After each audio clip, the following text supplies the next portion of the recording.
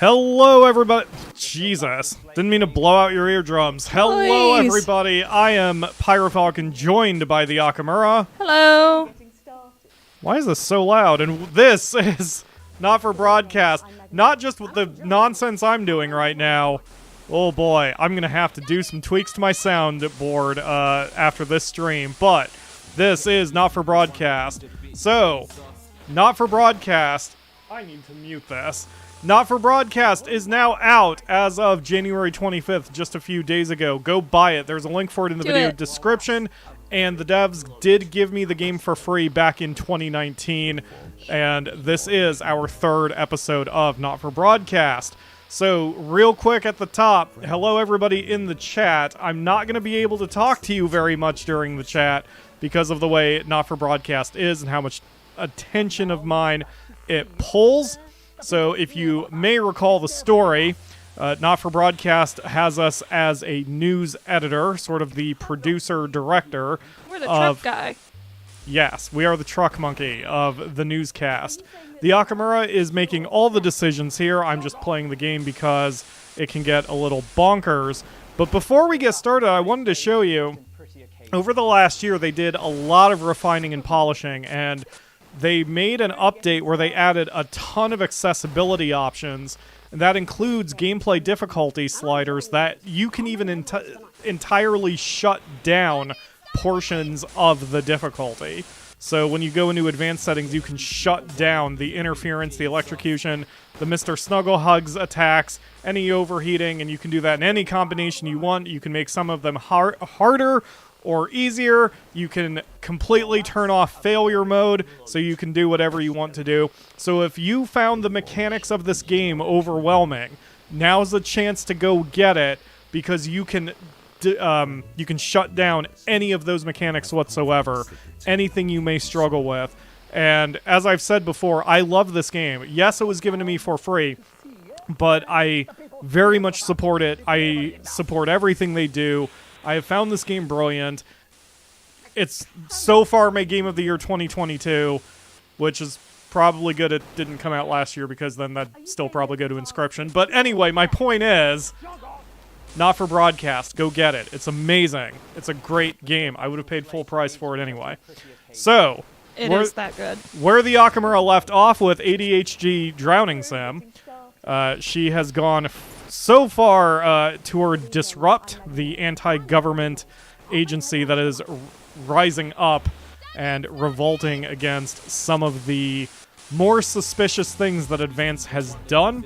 Right before we got into this ending, spoiler alert, seriously, spoiler alert, if you haven't seen part 2 yet, waiting for you to click off just in case. Okay. The leader of Disrupt, or at least the public face of Disrupt, is one Alan Jones, who is our resident conspiracy theorist. So, is it Alan James? James! Alan James! Hoo boy! That won't get me into trouble. It's turn the frogs gay guy. Yeah. But so, better. Real quick, please don't talk about spoilers or real-world politics in the chat today. We're we all already too deep in Yes. this one. We don't need that added to it. Please don't make our mod's job harder. Yes, and we will all know the different politics and personalities that are being parodied here, so we don't need to talk about their real-life equivalents. Save it for Reddit. Anyway, so I'm going to give us some volume, and then we're going to kind of go into this. Actually, this is fine volume, because we're going to be opening with a couple interactive fiction parts before the next broadcast. So are you ready, The Akamura? Yes. Because you're about to get gut-punched immediately. Oh, boy. And if it's been a while since you've seen it, I'm going to give you all reminders of who's who as we go along. We are Alex Winston, and all the names... Whoa! Thank you, Genergy, for that very generous donation. Much appreciated. You must have had a good month. You've just given us a good month, too. Really appreciate it. So I will remind you all who we are as we go along. Our name and our spouse's name are gender neutral for a reason. Oh, yeah, and they added a wealth counter in the top left corner because there are some money decisions we have to make. So the rest of your shift passes in a blur with the same words going around and around in your head. Julia Salisbury, one of the two prime ministers, had an address, and she said operatives working for Advance detonated nuclear explosives. Initial estimates put the death toll into the millions because our unnamed country was getting blockaded for what Advance, the political party, was doing. So Advance responded by setting off nuclear weapons against foreign soil. Shit gets dark in this game. Yeah. You pull into the driveway with no memory of the journey home. The light in the front room is on. Clearly someone is still awake. The door creaks open into the living room, and you find Sam sitting on the sofa staring at the TV. Sam is your spouse. The screen is off, and they're clearly lost in thought. You take a seat beside them and put a reassuring hand on their shoulder. They start at your touch, breaking them out of their stupor. They attempt to smile, but you can see it's strained. Sorry, I didn't hear you come in. I was thinking about... Sam stops, shaking their head. So many people. I can't quite believe it. I know, it's terrible. Nothing short of an atrocity. All those people, those poor people. How can anyone think this is okay?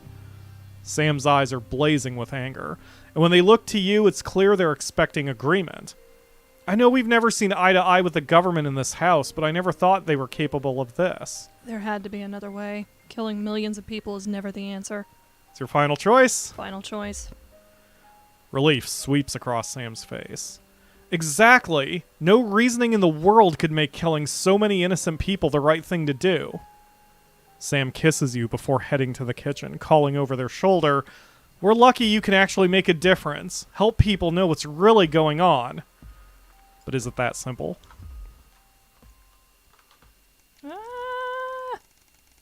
Yeah, days advance very quickly in this, so it's not just a couple of days here and there. We have spent a lot of time working on the news. Day 713, an academic exodus. It's a seemingly ordinary morning, but as you get into work, you find a small crowd gathered in the break room. When you go in to grab your first cup of tea of the day, you can't help but overhear some excited chatter. You didn't hear? There's another one who's gone missing. What's that bring the total up to now? Oh, I should think over 100 at this point, so they won't have all been reported or noticed yet. What's going on? Sorry, what's going on?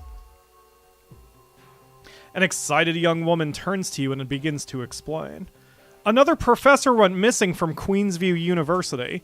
With all the other disappearances over the last year, scientists, doctors, researchers... She pauses before lowering her voice to a whisper. It's clearly Disrupt targeting the people speaking out against them. I even heard Advance are struggling to prevent further... A deep, familiar voice from behind you interrupts. What exactly is going on here? A silence overtakes the room as you turn in unison toward the doorway. Bozeman clears his voice before continuing. Bozeman is our boss. I've told you before I don't want to hear about these so-called disappearances. Come on now, people. Advance have been very clear that they're nothing to worry about. which means they're not our problem. And unless they start classing cappuccinos as intellectual, I don't think anyone here has anything to worry about. Best get back up to work. Bozeman holds up a hand to keep you, as everyone else files out of the room. Look, I know you have a habit of doing what you want, but things are different now. Advance runs the show, and they've made their feelings clear, so now I'm doing the same. Channel 1's official position is that the government has things well in hand, nothing more, nothing less. I trust I won't be hearing talk about this again. He gives you a curt nod before leaving. So if you don't want to hear talk about it, I'll just do. It seems that, for better or worse, public ownership is now in full swing. Akamura has become a full revolutionary at this point, I think. I've been radicalized. Oh no. Day 850, a career in the making.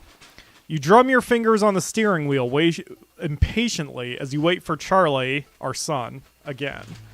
It's great he's enjoying the Cohesion cadets and is so enthusiastic, but does he really need to stay behind every week to help? It's your Saturday evening too, after all. So we signed a permission slip to allow Charlie to join the Cohesion cadets, which is the child version of Advance, working under Advance, to teach government to our kids. Also, responsibility or something. Finally, you see him exit the hall, a grin on his face. You can't help but smile back, the frustration starting to fade as you see him so genuinely happy. After hugging his friends goodbye, Charlie heads over to the car and gets in, his face flush with excitement. Ooh. So how is... You're interrupted, as he can't contain himself any longer. Guess what? What? You play along with a smile. So, obviously, the Cohesion Cadets is a starting point for becoming a CCO. That's Community Cohesion Officer, I believe. Basically a police officer. So, we can get a head start when applying for that. Charlie gushes, clearly keen on explaining his news, almost tripping over the words in his efforts to tell you. Well, apparently from next year, the top 5% of cadets will be taken into a special program to become CCMs, Community Cohesion Managers, and guess who's going to be in it? He beams at you. That's great news. Oh, you're being so kind to him. That's great news, Charlie. We're all so proud of you. With a grin from ear to ear, he sits back in his seat. Yeah, I'm so glad I joined. I can't wait to tell everyone. You chuckle. I think a celebration is in order. How about we pick up some takeaway on the way home? Yes! SoCo! And the rest of the car ride is spent with Charlie listing every takeaway he can think of. It's great to see him doing so well. And if you wonder what SoCo means, we'll find out about that in a few episodes. A few in-game episodes. Day 872, a spark to light the flames. After coming downstairs to grab breakfast, the peace and quiet tells you the rest of your family must still be asleep. You decide to eat in the living room and watch some TV while you can, before someone else monopolizes it. This is breaking news. Reports are coming in from around the country that large swaths of farmland went up in flames last night, as part of what authorities are calling a heinous and well-planned act of terrorism by the group known as Disrupt. You drop your spoon back into the porridge and turn up the volume. Why do I get the feeling Disrupt is being blamed for a bunch of shit that Advance is doing? In addition to food stores, which government sources have said will put a strain on universal menu centers countrywide, a number of CCO and civic buildings were targeted in last night's attack. According to Prime Minister Julia Salisbury, specific prisons and re-education and betterment facilities were raided, and a small selection of problematic and potentially dangerous individuals were forcibly extracted from lawful custody. You hold your breath, waiting to hear if anyone got hurt. Unfortunately, it appears the CCOs were ill-prepared for an event like this, and Disrupt seemed much more effective and well-organized in comparison. While most of the targeted locations were thankfully empty of people, given the lateness of the hour, the betterment centers were fully staffed when they came under attack. 17 CCOs and 4 administrative staff lost their lives as a result of the brutal actions of Disrupt last night, with countless more injured, many seriously, and rushed to the hospital. A few Disrupt members were captured during the conflicts, but the vast majority seem to have evaded capture so far. More on this story as it develops. You go to turn off the TV. You're interrupted by Charlie walking into the living room, bleary-eyed and with a piece of toast. Anything interesting going on? He gestures to the TV. Mutely, you leave the news on as they cycle through the story again. Charlie watches in a hushed silence. By the end of the broadcast, they're dubbing it the Night of Fire. Everything's gonna be okay, right? I hope so. We'll have to see. So, Mark says, Universal Menu Center sounds so institutional. Yeah, yeah, we had to get rations from the government because of all the blockades around us, which is why our government set off the nukes in the first place. So, suffice to say, things are getting serious. Hello, Bronislav. Hello, Genergy, Mark Ledge, DS Boy. Stormflake, hello. I think this is the first time you've joined me for a Not For Broadcast. Soul is here, Lakebane. It sucks that people died in that, but what was it, 17 and 4? Hold on. Okay. Stop. Okay, so since this is the broadcast bit, I'm going to turn up the in-game volume, so headphone users, be careful. It's not going to be any louder than we're talking, but if we talk normally, our voices are going to kind of get mixed in this. Please let me know in the chat if the game is too loud compared to us, like really loud, but I won't be able to respond immediately, so, but do tell me in the chat and I'll get to it as soon as I can. Go ahead and finish your thought, Akamura. Just 17 deaths of people choosing to take part in advance are a lot different than millions of innocent people who are just living their lives. Interesting. Okay, so as we come into work, there's a radio here. These are the kind of decisions you have to rationalize. Yes. So, are you ready, Akamura? Let's do it. Are you receiving? This is Alan James. The revolution starts tonight, Alex, and we need your help. You'll have it. Throughout this broadcast, we're going to ask you to do things that will directly help with this mass protest. I'll be talking to you regularly tonight, and I'll also be hacking in when I can. Please help get our message out. We're on the verge, Alex. You've always been fair and balanced in your approach to us. With your help, we can tip the balance in our favor. Godspeed, sir. If you play our tape at the second break, that's when we think it will have the most impact. Do you want to play the tape at the second break? Yes. Okay, what do you want for your other ads? We've got Crazy Neil, Future Leaders, which is Remington's Fist, LA whatever, that's the beauty one, Joy of Liquidation, and Universal Menu Centers, it says must be played. Must be played? Armed robbery. Yep. Put that one homicide of same last. Okay, what would you like for your first ad? Crazy Neil. Crazy Neil, you got it. Everything else is Whoo boy! Okay, too here come a shitload of mechanics. Good thing I've done this twice now good. to We're playing the third one for the advanced daily briefing. Yep. All right, here we go. Good evening. This is the National Nightly News broadcasting across the territories. My name is Megan Wolf. Our top stories tonight. A or B. Future legend. It's been 40 days since Disrupt conducted not up yet. multiple attacks Hold on. Oh, across what? the territories. A or B. During the coordinated action, keep your eyes on this. subsequently dubbed the Night of Fire, emergency services were kept busy at the agricultural How do you want to centres. portray A series John? of covert There we attacks go. were Jeremy. carried out freeing political prisoners, including former newsman Jeremy Donaldson. Nothing has been heard from the missing journalist since the violent Disrupt attack on his convoy 6 weeks ago. Donaldson was on his way back to Betterment after his notorious court appearance. All of us here at Channel 1 hope that wherever he is now, he's safe. Food, glorious food. With the last of the menu centres opening in territories 5, 8 and 14 today, Advance confirmed that the programme is now in full operation, providing free food for every citizen of the new future. B. What started as rationing during the 20-week war has blossomed into a social contract that is the envy of the unawakened world. Jack Tractorpants, spokesman for the menu centres, said today that while they can guarantee the contents of every box is nutritious, the actual quality of the meals you cook depends on whether you have a touch of Chef Jordan Rankley or the culinary skills of a professional footballer.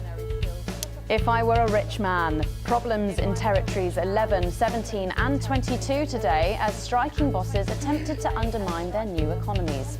With seemingly no awareness of irony, the former CEOs and MDs have come together to form the Wealth Creators Union, with demands including a return to 150% bonuses, private jets and mandatory grovelling zones. In an annoying show of petulance, the former elites drove their luxury vehicles at 10 miles per hour up and down the motorways of their respective territories. Wow. The coordinated protest of elites inconvenienced several 100,000 of their employees. Wow, I haven't Some gotten fun that now. one. Signs of ever more resistance to Advance's radical policies today, as popular resistance movement Disrupt extended their reach further across the territories. The organisation's emblem appeared in every major city across the territories last night in a well-coordinated publicity stunt, which has seen them dominate the headlines. Asked about the impressive display earlier today, Disrupt spokesperson Alan James said that the movement was reaching what he described as a critical mass. A poor choice of words given recent history. And three stories we've been obsessing over reached their conclusions today. Exactly. Just me like it's Christmas, with the overwhelming success. Wow, please don't ban me, YouTube. Free love, Svenland-style orgy houses have been springing up. A or B? They're both the same. They are. So that it does that on purpose now to give a little bit of to give you some tension and not knowing. B. B, yeah, because that's like the bad one. Okay. Throughout the territories. Newest among them is the Fellatio Nelson, which, Jesus like so Christ, many of its YouTube, don't ban me competitors, for is run that. by an entirely female management team and promises, amongst other delights, a hearty kiss for your one-eyed admiral. Looks like Sophia Remington's time at the top has reached a long, deep, satisfying climax. Holy Fun shit. guy. Unexpected news today as two familiar scientists announced A or B? A. the birth of an extraordinary child. The underground struggle of doctors David Wong and Ingrid Svorsborg captured the hearts of people around the world. And after an arduous return voyage, which took over a year, the couple say they've never been happier. Baby Dante is said to be healthy, if a bit partial to the airing cupboard. Do you remember Full-time. them? The sporting world mourned the loss of a former hero today at the funeral of footballing star Johnny Hamsleys. Johnny Hamsleys is dead! Obviously, throughout his life, the troubled striker's behaviour became more and more erratic in recent years. His tragic and avoidable death at the age of just 29 will come as a blow to his literally tens of fans around the world. Ow. All that, plus we'll be taking a Too trip real, to Daniel Megan. Bart's for the notice board, as well as getting a sneak peek at the hottest ticket in town. That's all coming up on tonight's National Nightly News. So, shit. Disrupt or normal? Disrupt. Day we take back control. Soon it will be time for you to help us again. Come out of your houses, block the traffic, bring the capital to a standstill.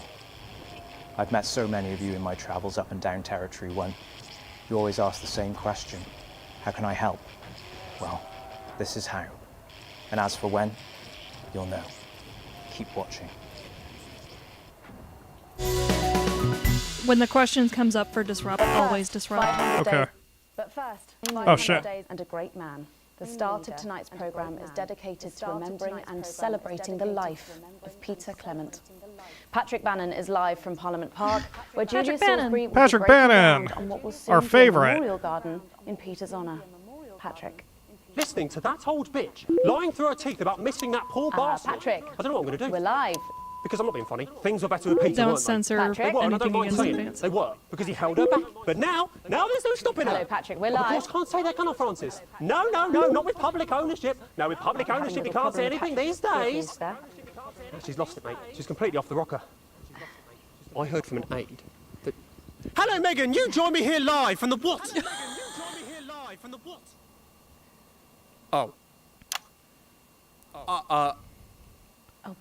Seems like we've lost some signal there for a moment. Well, we will be going live to that groundbreaking ceremony just as soon as we can get Patrick back. Meanwhile, let me just say, I think the memorial gardens are going to be gorgeous. I've had a sneak peek at the designs and Alana Marsh has done a fabulous job. Oh, okay, all right, it seems like we have got the signal back. We can now go live he's to Patrick gone. Bannon in Parliament Park. Patrick. But Akamura, there's Patrick Bannon. I'm Patrick Bannon, and we are indeed live. I don't see any difference.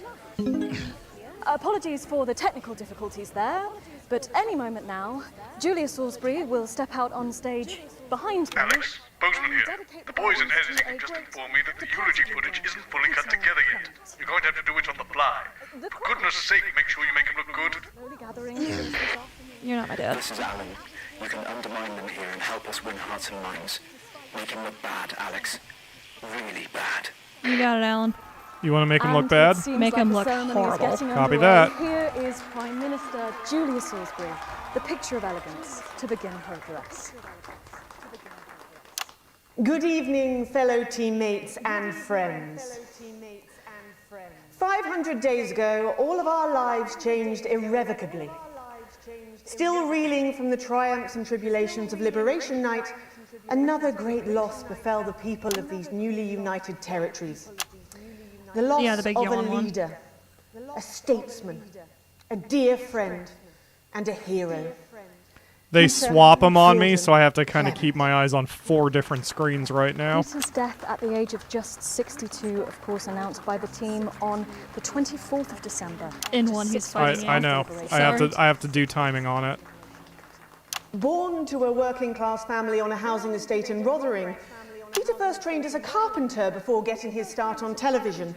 First moving and building scenery, and then developing into the personality that we all knew and loved so much. Just the Job first hit our screens over 25 years ago, running for 11 series, winning multiple awards, and charming audiences up and down. Shit, I think I'm screwing it up. I'm not meaning to Peter screw taught this us. up. All of us. Not to be content with the way things are. I really struggled with this Not on my to runs accept too. inequities, no matter how small. But he also taught us what it took to fight them. Courage, integrity, Shit. empathy, and hard, bloody graft. Across a career spanning 3 decades, Peter Clement was known for shows including Wake Up, It's Saturday, and much later, late night chat show PT, which at its peak drew millions of viewers. Damn He it. was by no means Okay. a saint. Trust me, he once told me he had more regrets than he'd had stolen dinners. He always did have a knack for a turn of phrase. But it speaks to the strength of his character that he chose to share with us his mistakes alongside his achievements, his faults as well as his talents. Peter had the heart to give it all he had for the people of these united territories. Famous for his potty mouth, it's estimated conservatively that Peter Clement uttered over 1.5 million swear words during his career, though some sources put this figure well in excess of 2 million F-bombs alone. Gripped by illness as he was in the weeks and months leading up to Liberation Night, he wasn't Beautiful, the man we loved. artful. But his eyes still twinkled with that familiar joy for life, that spark of wit and wisdom of a life punch of lived for fence, sir. others. Prime Minister Clement, of course, died from apparent liver failure after suffering from the long-term effects of alcohol abuse. I first met Peter nearly 20 years ago, moments before I was supposed to give a speech. Not unlike this one, actually. Only I'd spilt coffee all down myself. And I was young, nervous, desperate to be liked. And from behind me, I heard, "Christ, Pet, you've either pissed your kecks or sprung a leak, but either way, you got a problem." And before I could even say a word, he stripped off his dry trousers and insisted I took them. That was the sort of man that Peter Clement was. Kind, compassionate, sensitive, a brilliant thinker, a natural leader, but mostly a good man.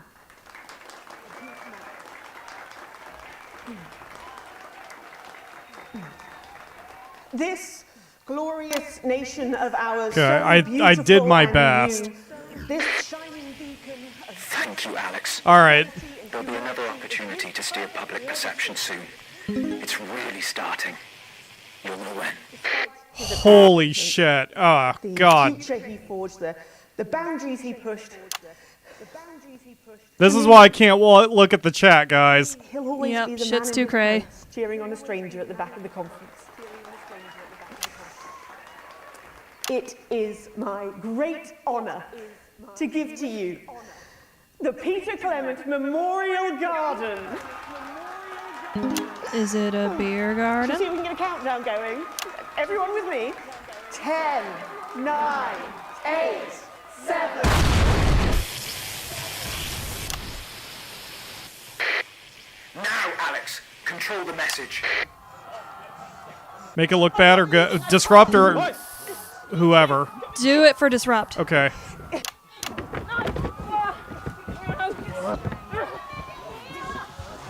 Advance. Fuck, I forgot their name. Stop resisting and we'll let you up. Not resisting! Ah! Fuck What are you doing? Not resisting! You saw! Not resisting!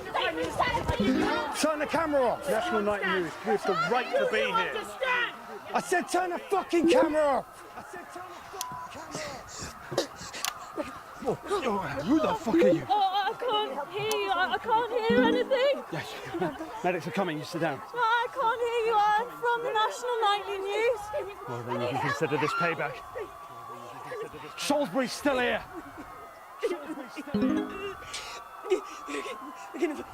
Julius Salisbury! Birds are requested. Target approaching songbird. Target armed. Target armed. Haven't you done enough? Look around you. Fucking This is what time. your precious freedom looks like, is it? People, territory, one, rise up! Take to the streets, the time has come. Stop violence, break windows, draw them out. They can't stop us all. Resist, distract. Lower your weapons. Location secure. Lower your weapons. Get off, man. What are you doing? Come on!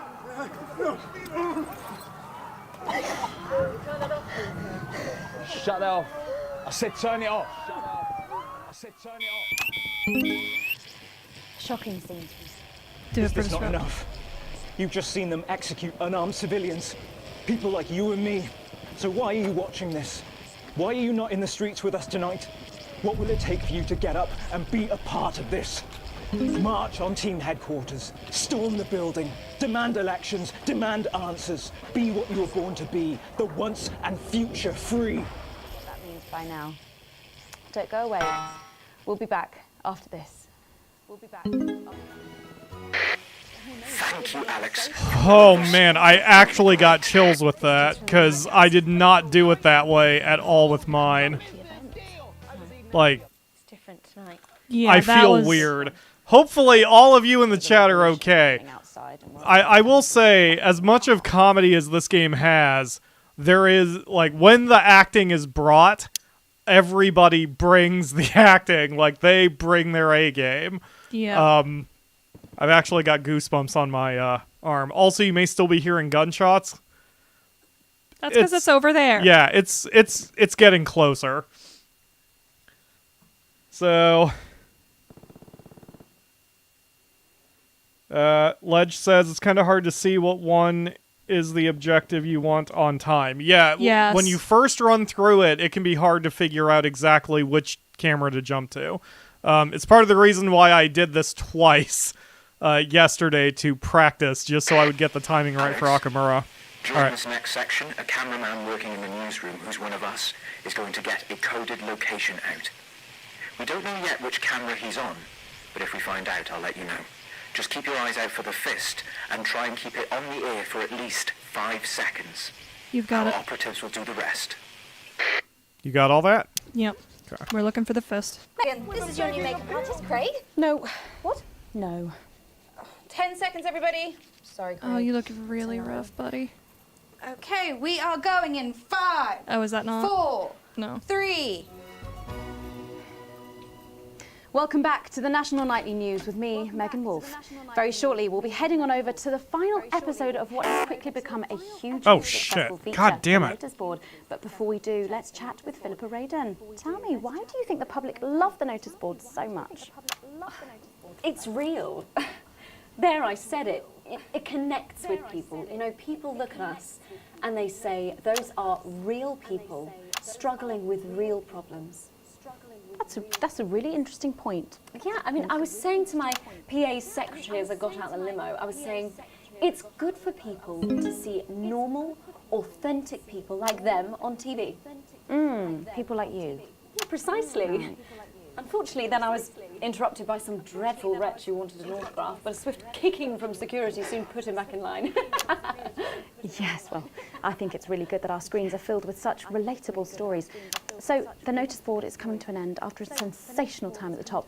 What do you think has made this show so successful? It's a combination of so many things.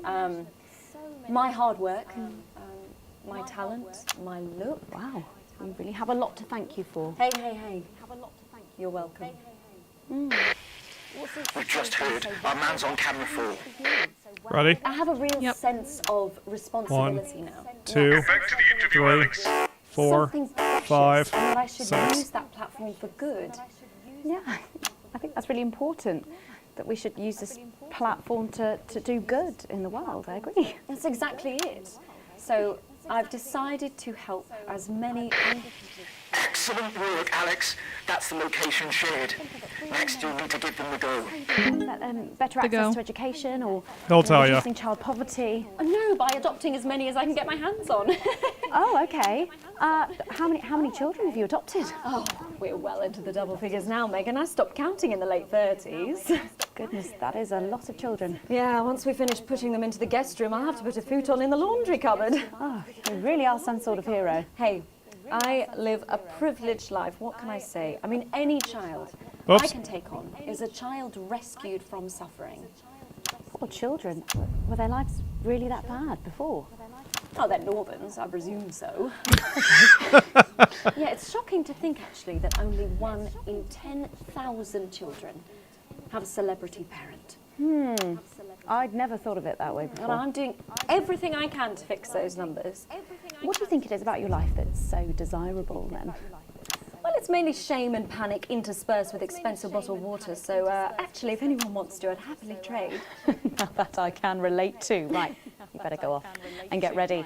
That was Philippa Radon sharing some thoughts about her lifestyle. I think it's really important to stay grounded and keep everything in perspective. Clearly, not everyone else agrees, but that's enough from me. Let's go now over to Dangly Parts for the final ever episode of The Notice Board. They've added new cues to show you which sound effect you're supposed to use, which is nice. That's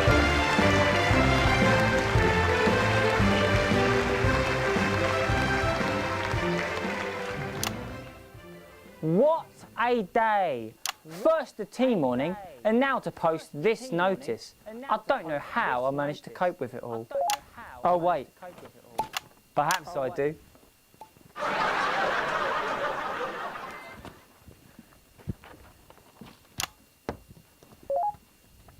Oh!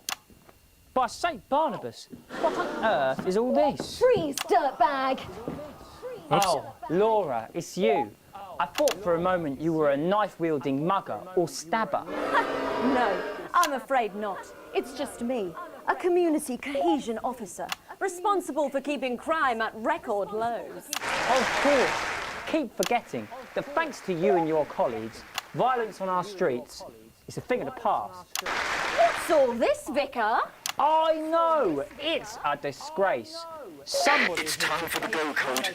Give us 3 boos in a row, Alex. That will start the pincer movement. We might just pull this off. Push forwards! Do it. Do it. 3 boos, Alex. Careful, Vicar. It looks heavy. Ha! They don't call me the Right Reverend. Ripped for no reason. Yes! It's no good. It looks like all those crucifix classes were a waste of time. Perhaps you, a young CCO, would be able to move it. 2 for 2. Fantastic.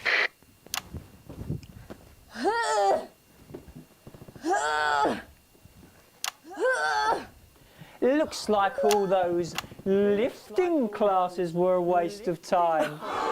It's too heavy, even for me, a strong and capable You did it, Alex. We're good to go. strong enough to lift this.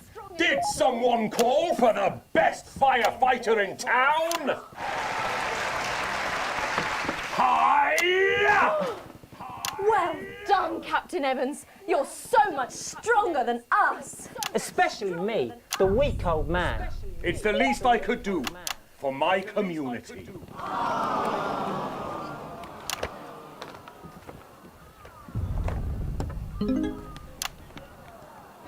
No luck. They all know the catching symbols little there, so they're devil kind there. of standing in front of it. Unfortunately not. The ferret Or did they struck pull it again down? last night. It's still there. When It's Ray behind opened the her. post office this morning, he found that every single stamp had been pre-licked. God! Some people have no decency. Sadly, if we don't catch him before tomorrow, we may have to cancel the village fete. Don't worry.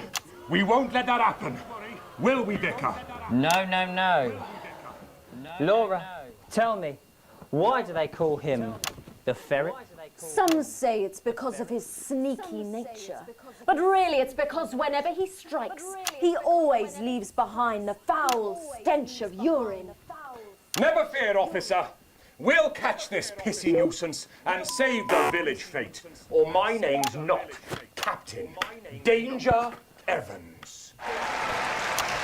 The community cohesion team are doing their best, but they simply don't have the smarts to solve this mystery. But I know someone who does. Someone who's about to blow this thing wide open. Me! Blackout!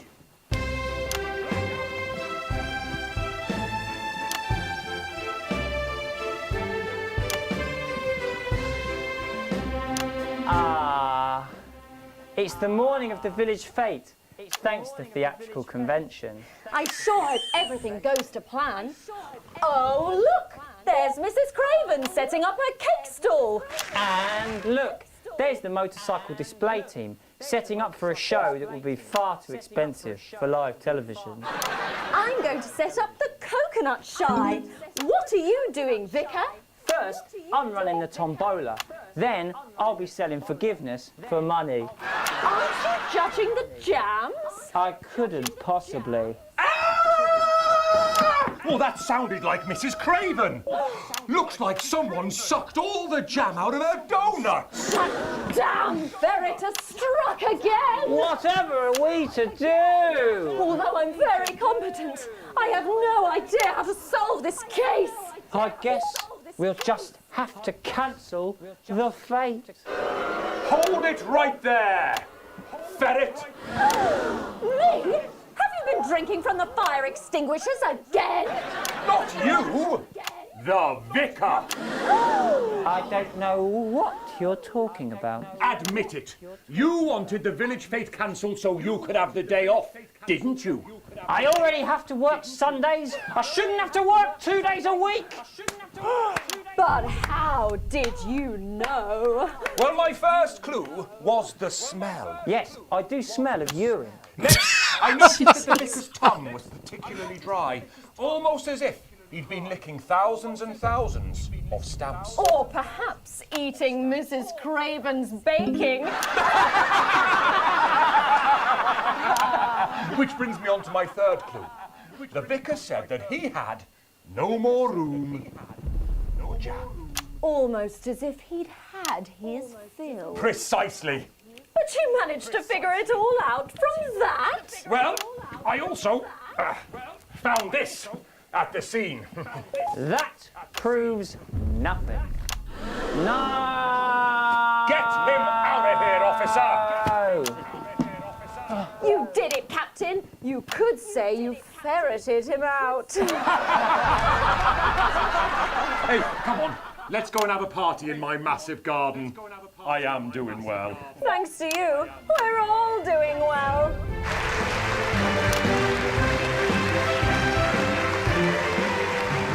That was it, the final ever episode of the notice board, and what a way to end it. Thank you as always. Mark to Jeff, says he Philippa, and loves Tommy. the notice After board. the break, we'll be both dancing and learning, so don't change that channel. We'll be right back. That's the ads. Oh. What a brilliant run, eh? Let's see what's going on outside. What advert is this, Alex? I don't remember passing it for broadcast. Seems fine. Made a mistake there. I'm an economist Oh, and Lord. commentator. It's Katie Brightman, remember her? You've probably seen me on the news talking about Advance and how progressive their policies are. She debated Alan Well, I was James wrong. both times. And I'm here tonight to say I'm sorry. And One last push, Alex. We're to beg closing your in. forgiveness. One of the guests in the last section is working with us. You'll be asked to censor on our behalf. If you do it right, My mother the is a final nurse orders and will my be given. father works in Censor on their We have behalf. 3 chances. Copy that. But at least 2 of them right, and we're going to win this thing. It's happening, Alex. Tonight we take it back. I always envied my friends who had so much more. Over the years, my jealousy grew. So when Advance came to power, I I need to run didn't to think the about the bathroom. damage they would do. Go ahead. We got time. I acted selfishly. Yep. I was glad to see the rich punished. I didn't see how backwards Advance were. I didn't understand that rather than tearing down the wealth creators, we should have been helping everyone else to take a seat at their table. Under Advance, the country is poorer. It is poorer in ambition. It is poorer in aspiration. We are infantilized by Advance's naive policies. Policies born from absurd, redistributive fantasies. I have whored myself out to the media to defend the indefensible.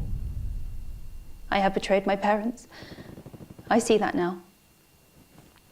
Mum, Dad, I'm sorry.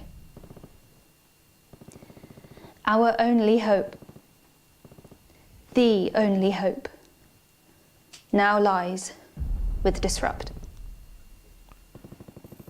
And poor Megan is losing it over there. Going in 5, 4, 3. Here we go. Welcome back to the National Nightly News. Later in this segment, we're hoping to be able to go back to Patrick Bannon at the scene of tonight's shocking Disrupt attack. But first, I'm delighted to be joined by the cast of the smash hit musical everyone is talking about. Oh, yeah. Talking with the cast in a moment, but first, let's take a look at them in action. Please give a warm National Nightly welcome to the Novaries. So I'm usually pretty bad at musical segments. This one's no different, but have fun with this song, everybody. Yes, I see. Thank you for letting me know. I have a decent life. I'm a happy, loving wife. And my job is well paid and fulfilling. I have a husband, John. He's due home soon, won't be long. And I have to tell him something that is absolutely chilling. We share coffee in the morning, and we make love every day. We take time alone together to talk and laugh and play. We prioritize our needs. We do charitable deeds. But the flowers of a happy life are now beset by weeds. I'm home. Oh, darling John. Oh, dearest John. There's something very wrong. I've just had a conversation with our doctor, David Wants, so please be seated. This news will make you feel defeated. The scans revealed a lump. You poor unlucky chump. Is it cancer? Worse, oh, John. We're having a baby. How can this be? Oh, woe is me. Why has this happened to me? I always wear 2 condoms for the maximum of Safety in our tiny flat. We built a peaceful habitat. Now our lives are fucked. We're having a baby. Now you can't have any wine at book club. And there won't be any time for foot rubs. Now your hair will stink of weed. And you'll start to disagree and forget about that holiday in Territory 3. No more waking up at 10:30. In fact, you're never going to get a good night's sleep again. No more snap decisions to go on to a club. You'll be lucky if you even make it out to the pub. Why can't we be more like our gay and lesbian chums? The only glue they have to deal with comes from personal bums. Now when I take a sick day at home, The parasite won't leave you alone. how he's grown! We're our top priority. I look after you, and you look after me. Ain't no trouble and strife, we got a childless life. I'm glad you got back in time for this, Akamura. No one wails and no one woes. No one draws things on the walls. A happy husband, A wonderful wife, we got a childless life. I am fucking up the editing badly, though. A baby. We're having a baby. Changing nappies daily. We're having a Baby. no more weekends by the coast. Now your kid is uppermost. It's more than a passing craze to have childless days. We're having a baby. Food and drink thrown everywhere. Death trap toys at the top of the stairs. Every parent prays to have childless days. We're having a baby. No more spas and no more We're having a baby. 18 years on Bill Sully's. Sorry, I'm looking at the chat, too.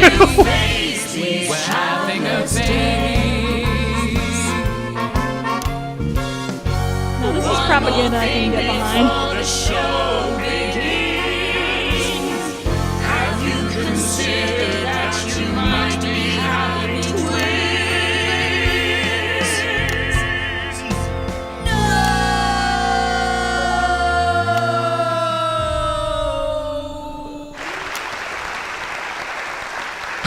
Megan. Amazing. The Novaries there, Holy treating us shit. to their opening number from Elegy for a Childless Life, which is currently the hottest ticket in the Capital Theatre District. And we'll be touring the territories later this year. Right then, come on you lot, come on down, let's go, don't be shy. Hello. Hi Megan. Hi. It's an honour to be here. Oh really, are you fans of the show? Yes, used to be.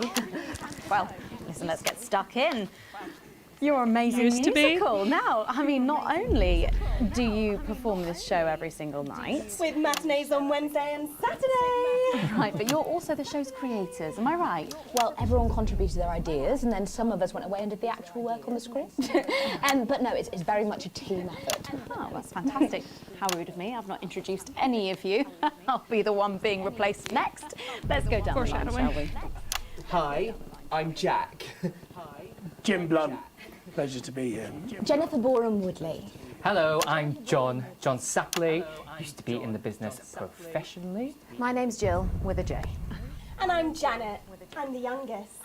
That's incredible. And you were all friends previously. I mean, what a coincidence, right? With your names beginning with a J. Oh my goodness, guys! Our names all begin with J.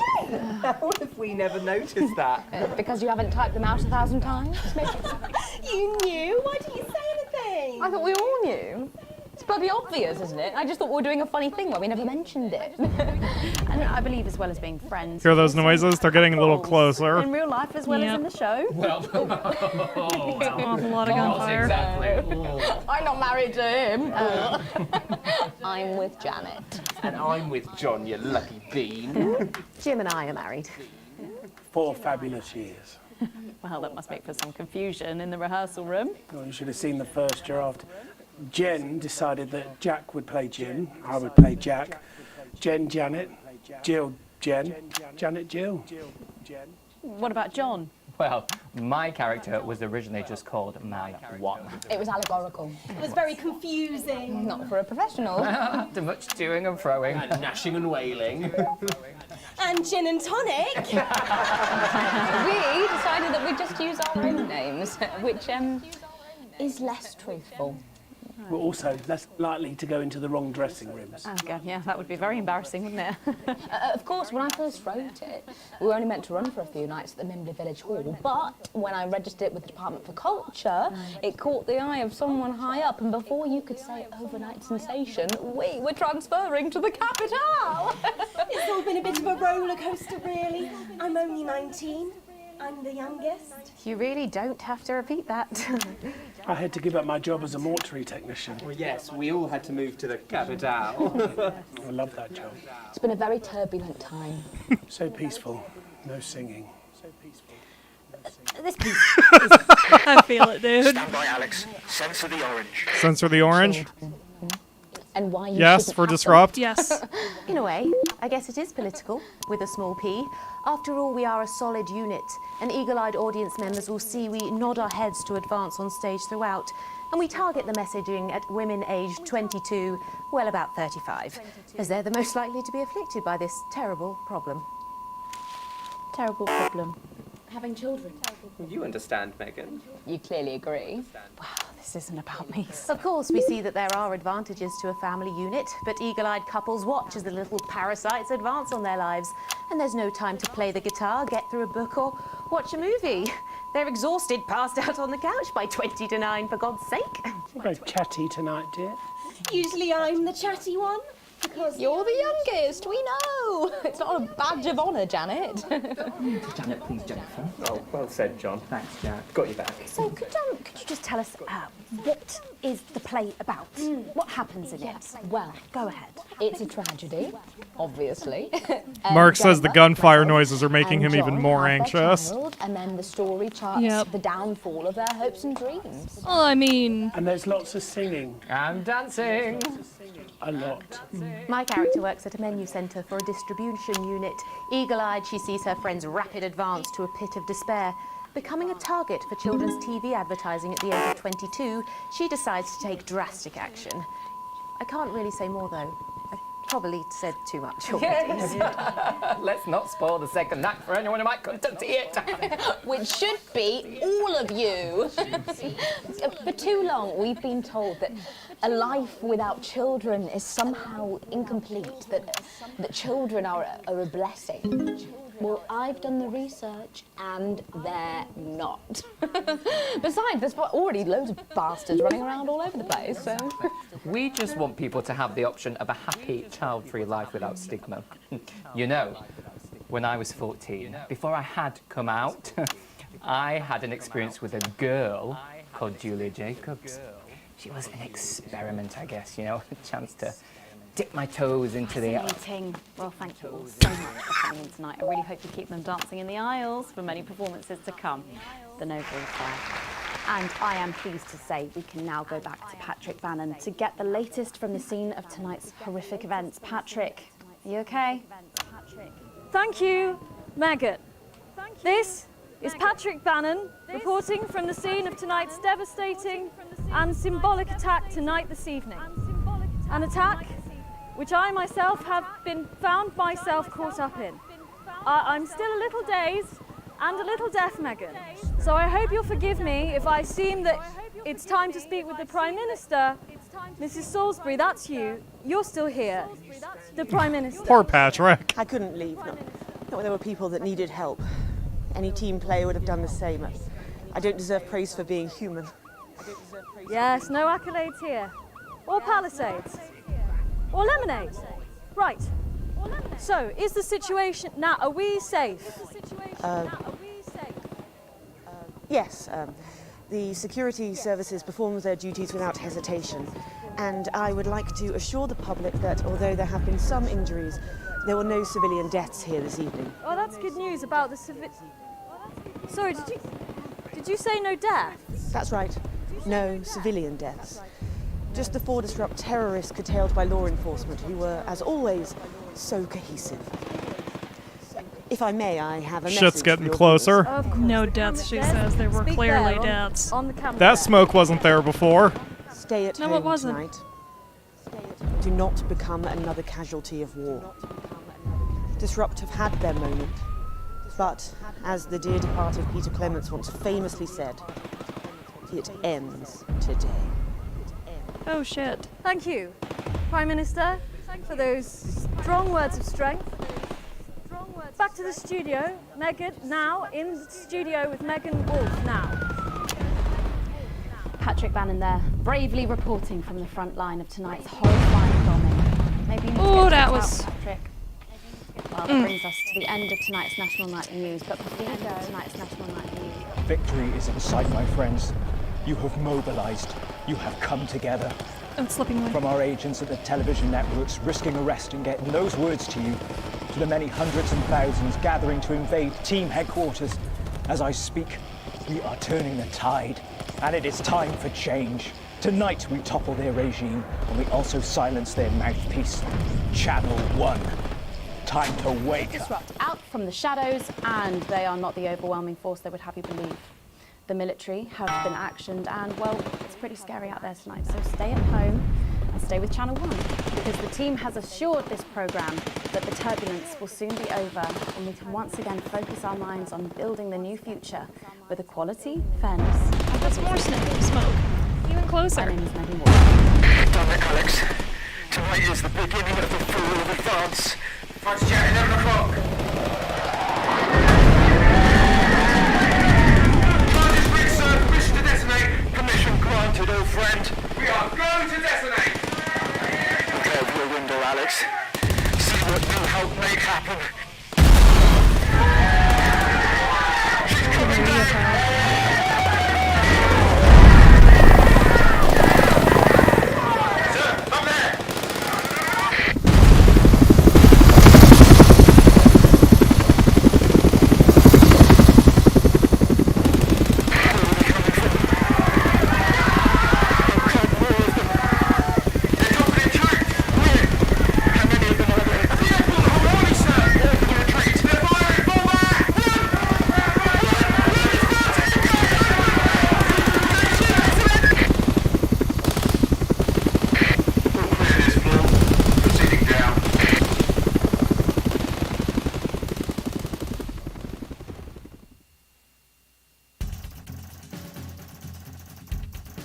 Oh. Yeah, glancing at the chat, our viewers have had emotional whiplash, as, kind of expected. How are you doing, The Akamura? Oh, I wish you were on face cam. Which I said a lot for the first two.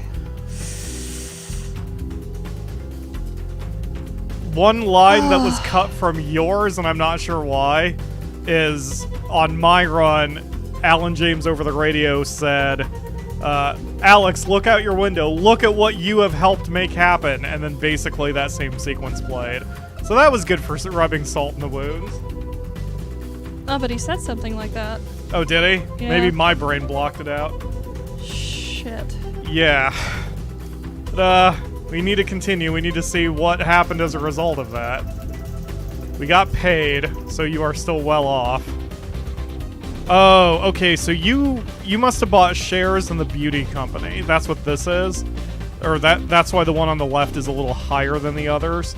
That is a system that they implemented after we started our run, but that's how you get cash in addition to your wages themselves. So if you want to let that influence what ads you play, that's what that's for. But you don't have to. You can do whatever you want. All right. But Disrupt loves you. And I've learned that the bottom one, I used to think that's what the public perception was of Channel 1, but it's not. It's what your boss thinks of you. That's basically Bozeman's affection to you. Oh, I broke his heart. Yeah, they're not happy with you. All right. How you doing there?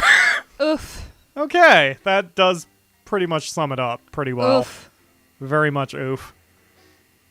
Holy shit. Did you at least enjoy your chicken sandwich? Yeah.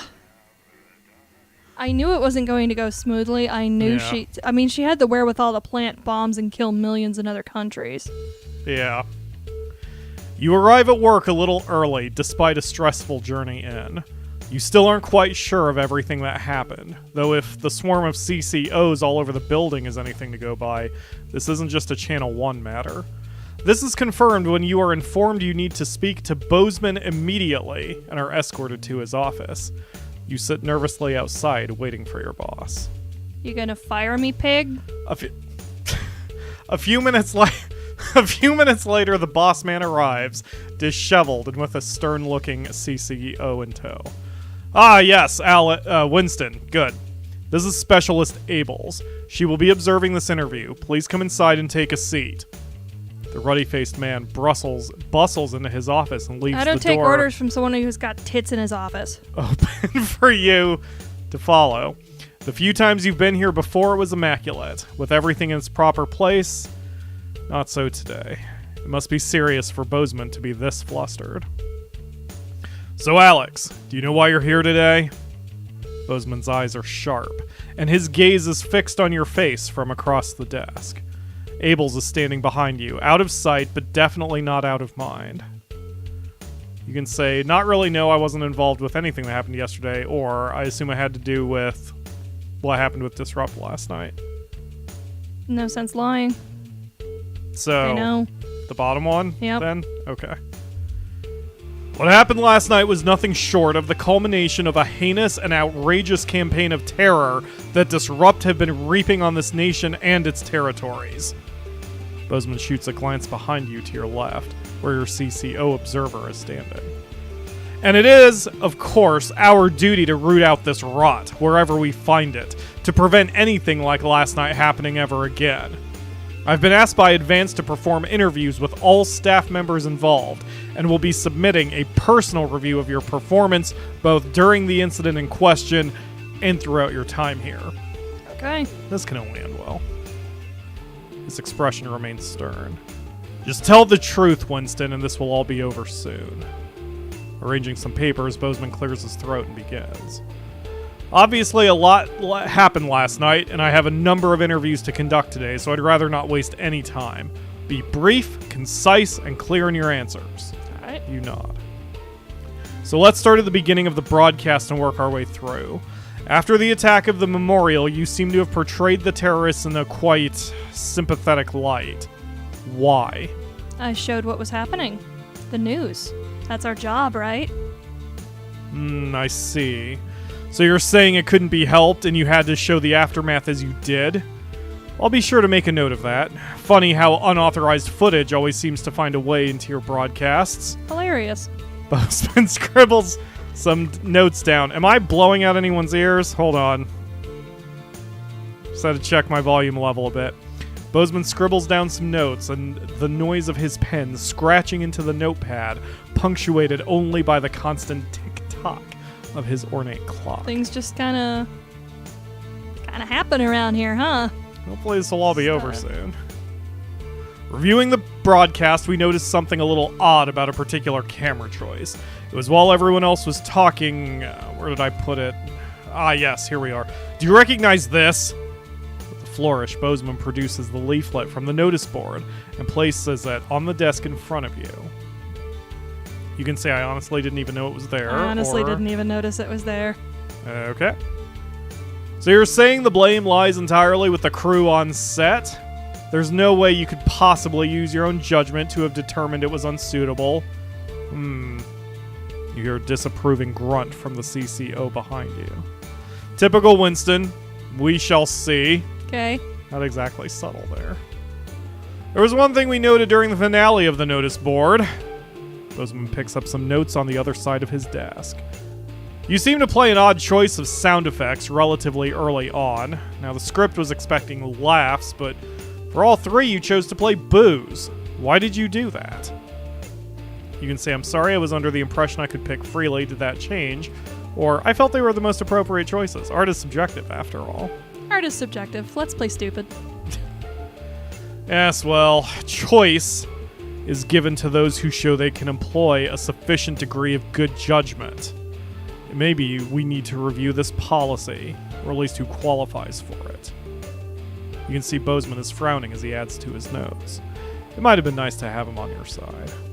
How many other people will he be interviewing today?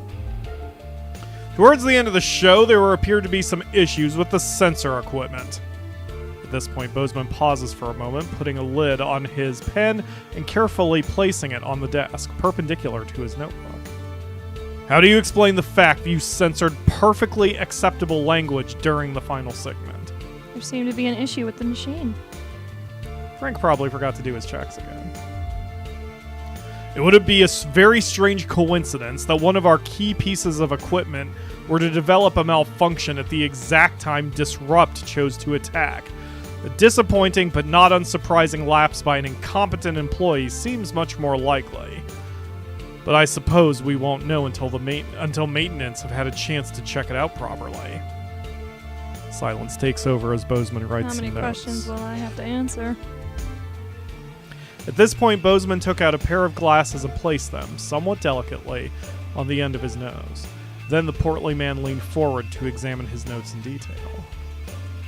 Now, obviously, we expect the odd bit of interference here and there, unavoidable. However, he paused, turning the page at an agonizing pace.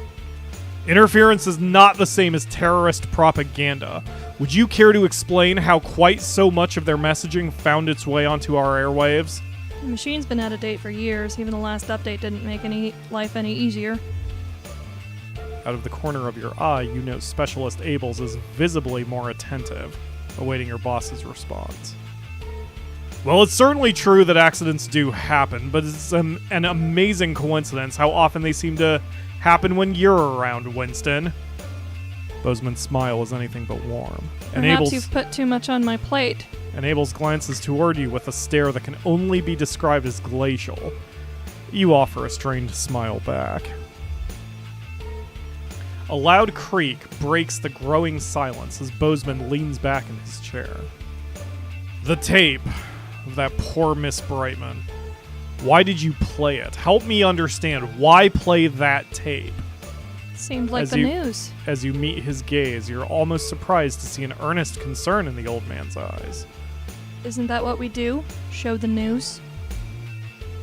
You watch as Bozeman slowly cleans his glasses before answering. Well, at the end of the day, you chose to do it, Alex. I know what I would have done in your shoes. Whoops. Typo. After all, you have a habit of playing tapes you shouldn't, don't you? He clears his throat and leans forward again, staring at you for a moment before continuing. That is, however, all I had for you. Thank God it's over. I think that's all the information we need now, Winston. Bozeman looks questioningly at the CCO, but by the time you've turned around, the moment has passed. Best you just go home for now. There's no work for you until we get a new satellite tower up. But of course, don't leave town. I may have more questions for you following the other interviews. As you leave, you see open hostility in Specialist Abel's eyes. Well, you need there to be consequences.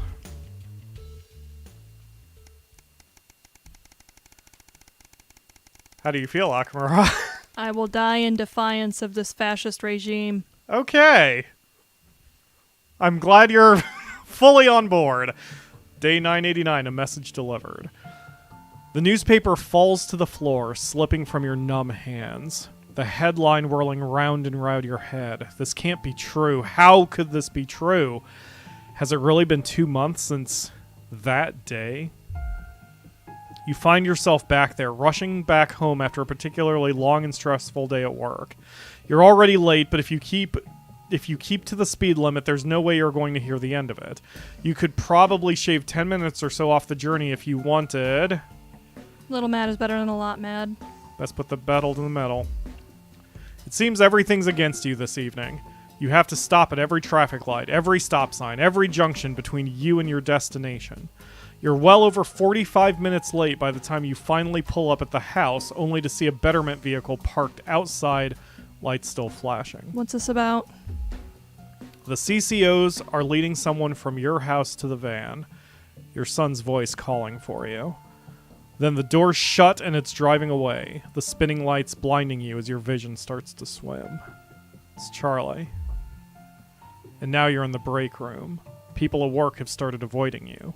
Some of the show's crew started giving you funny looks. Bozeman's even been micromanaging you less than usual. It's just a misunderstanding. It'll all be over soon. Charlie had loved Advance. From the go-getters to the Cohesion cadets to the Cohesion community manager he was on track to become. You and Sam had both gone to see him at the Betterment Center last week, as soon as you'd been able. Even then, he'd been positive, making friends, explaining that the system was there to help people, and that he was actually able to do that while staying there too. It just couldn't have happened. That headline. 5 simple words in bold black type. Disrupt, terrorist dies in Betterment. Winston was a particularly violent, attacking a Betterment mentor. Died in the infirmary after failed attempts at resuscitation. And the eternal question left unanswered. Was it his fault or yours?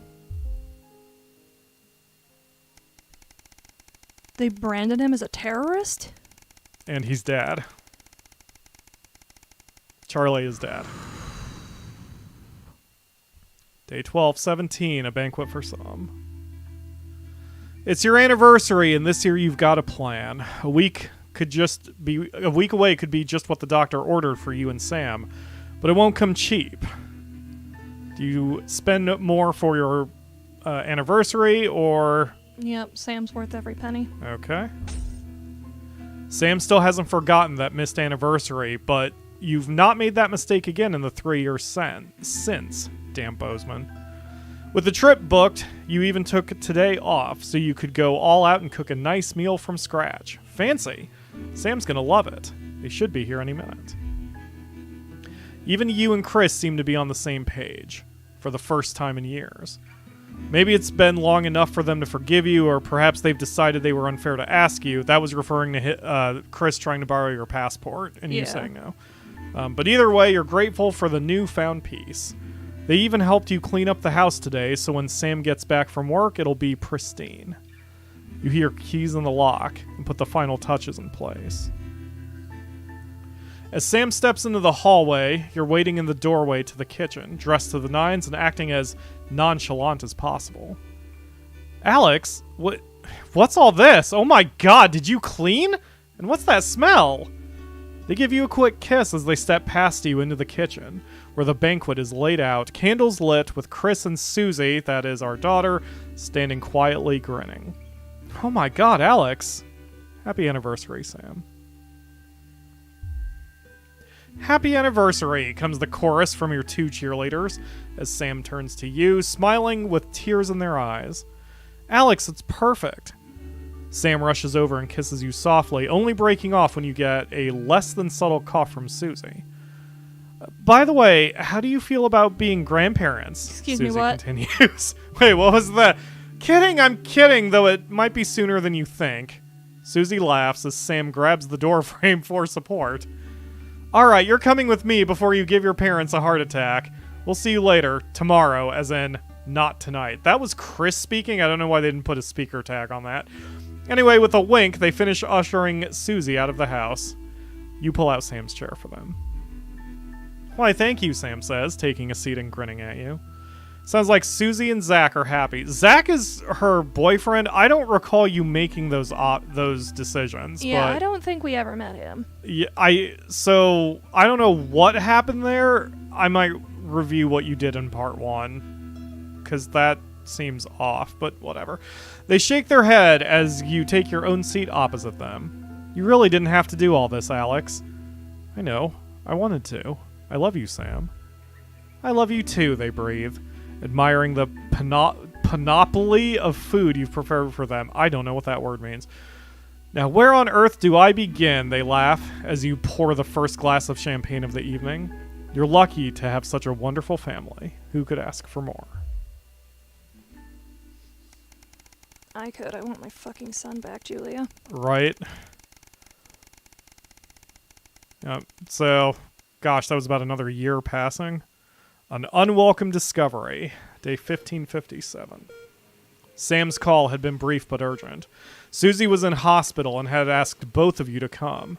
You'd left work immediately. Bozeman had grudgingly accepted that a family emergency was cause enough to leave on short notice, though you're sure he muttered something about you making up the hours. When you ask at the front desk, they direct you to Susie's room. You run up the 2 flights of stairs and along the corridor until you find the right room. Another one. That's what? 5... The 2 nurses outside cut themselves off as you push past into the room. Sam is at your daughter's bedside, speaking with a doctor. Susie is in a medical gown. Both faces are streaked with tears. What's wrong? What's happened? The doctor looks sympathetically toward you as you move to put your arms around the pair of them. Susie should be fine after some time to rest. However, I'm afraid we were unable to save the baby. Sam hugs Susie as your daughter breaks down into tears. Oh, God. I know this is hard for you to hear right now, but it looks like it could be difficult, if not impossible, for you to conceive. Again, I'm terribly sorry, and if you have any questions at all, I'll just be outside. The 3 of you are left alone in the room, hugging tight as if that could somehow fix this. Your poor little girl. You wish there was something you could do, anything, but there isn't. For now, all you can do is hold her close and protect your daughter as best you can. Not for Broadcast deals with a lot of emotional whiplashes. And I do still wish you were on Facecam. How are you doing? Yeah, that is the correct reaction. Day 1764, a job down. Everything's ready. You and Sam have been trying to watch Bullet Man for years, but you missed it in the cinemas, and it never seemed to be in stock when one of you went to pick up the VHS. Now you're just waiting for them to get home so you can start. You hear the front door open as you put a bowl of popcorn on the coffee table. We're all ready to go! Get your butt in here! Sam comes in with a vacant stare, ignoring both film and snacks as they sit down next to you. You have to actually nudge them to break their stupor. Sam, what is it? I've just been let go from work. Sam is just staring into space. Apparently, there just isn't a need for 2 nursery teachers anymore. Not enough children, so they can't justify the expense. Honey, I'm so sorry. It'll be okay. You'll find another place. No, you don't get it. There just isn't that demand for younger years teachers anymore. Not just here, anywhere. I don't know what I'm going to do. What we're going to do. You pull Sam into a hug. It's alright. With what we've saved, we should be okay for a little while. I guess you're right. I just hate putting this burden on you. Sam pulls back and looks at you. But I'll find something, I promise. We're a team. They laugh. God, I can't believe I just said that. I sound like a bloody Advance advert. You chuckle. We are, though. And we'll get through this together. You flick Bullet Man on, finally finishing the film after years of build-up. It's a typical Hollywood blockbuster, not best sold on its writing, but enjoyable nonetheless. Later that night, long after Sam's fallen asleep while cocooned in the duvet, you find yourself wide awake, thinking about money. How long will your savings actually last? That also probably got a bit real, didn't it? Yeah. Yeah, things aren't looking good for the Winstons right now. Time to do some outsider trading. Day 1975. Time for another broadcast. So, yeah. Emotional whiplashes. And Not for Broadcast is clearly not haha fun time, as much as maybe the first few broadcast episodes may have seemed. It's been 3 years since the Uprising. Hello, Winston. I've checked the schedule for tonight. Nothing particularly You got important 3 to ads, report, that's all. But I'm sure you'll manage to find some new way to disappoint me. Shut up! At least my daughter's in for Advance's new initiative. That should liven things up a bit here on the 15th floor. Try not to cause me any more headaches. Bozeman out. Preference for order? Are any of those for the beauty thing? No. Well, they're all advanced. It's all advanced stuff. no preference for order. Okay. Alright. So, if we look outside, we've got a new satellite thing over there, held by 2 guide wires. And our fuse box has been ripped off And the this wall. is Jenny. She's the floor manager. Hi, Stacey. That's Colin. He too much. Don't talk to Colin. Not getting involved and bring your daughter to work, eh, Colin? Nah, we don't believe in it. All right, come and sit next to Mum. Believe in what? Just days. How did it all go so right? That's followed by the territory Atta weather girl. report, advanced briefing, and 10 pages seconds, from everybody. now featuring up to 16 simultaneous That colours. explains so much. time to Okay, go we are going in 5, 4. All right, ready, Akamura? 3. Yep. Here we go. Good evening and welcome to the NNN. I'm Megan Wolf. And who's this, you might be wondering? Well, it's Bring Your Daughter to Work Day here at Channel 1. So I'm joined tonight by my foster daughter, Stacey. Say hello, Stacey. Go fuck yourself. All right then, here are the stories that matter to you. First up, with I love advance Stacey confirming immediately. that the nuclear fallout from the 20-week war is to blame for the drop in birth rates across the territories, we asked you what keeps you going. I know that I, for one, was quite deflated when I heard about this, but... Did you catch that, though? The nuclear fallout from the war has caused the drop in birth rates. Remember that. That's important. reading all your submissions has really put the smile back on my face. This is from Drew in Humberset. To take our minds off things, me and my partner have been building this house for our hamster. It really does distract us from thinking about the 85% sterility rate. So next week, we're building Nibbles a tiny conservatory, a loft conversion, and a holiday home. Thank you for that. And if you've started a new hobby, do write in and tell us about it. Next up, you know how we love your uncanny comestible coincidences, and I don't know about you, but I think this one really takes the biscuit. I'm not sure what I'm more impressed by, Stacey. The things our viewers spot, or the unbelievable way our menu centres are now able to feed every team member every single day. Catherine from Berkeldown sent us this, saying, I couldn't help but spot the face of poor departed Peter Clement in my 4th lager this morning. Oh, I'm not sure if I see it, Catherine, but then again, I'm only on my 3rd. Do keep those coming in. Come on, have a go. We've just got time for one more of your stories, and this one is an inspiring story of rehabilitation. That's it, just tell us who it's from. Yeah, and then read it out. Okay. So this one says it's from John in Stokely.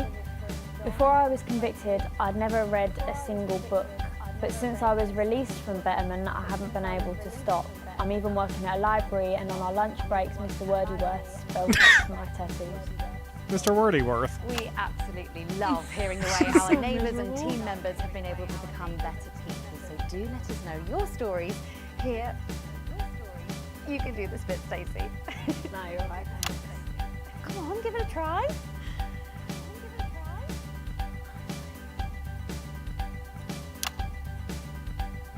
Let us know your stories here at the NNN.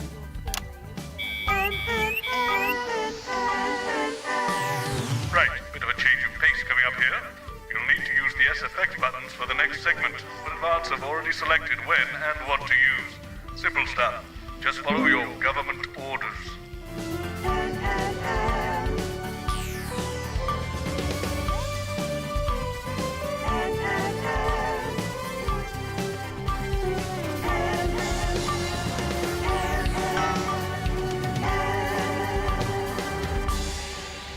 First up tonight on the NNN, it's time to celebrate this week's team lottery winners live from the Shakespeare Theatre right here in the capital. We're going to hand over to Julia Salisbury.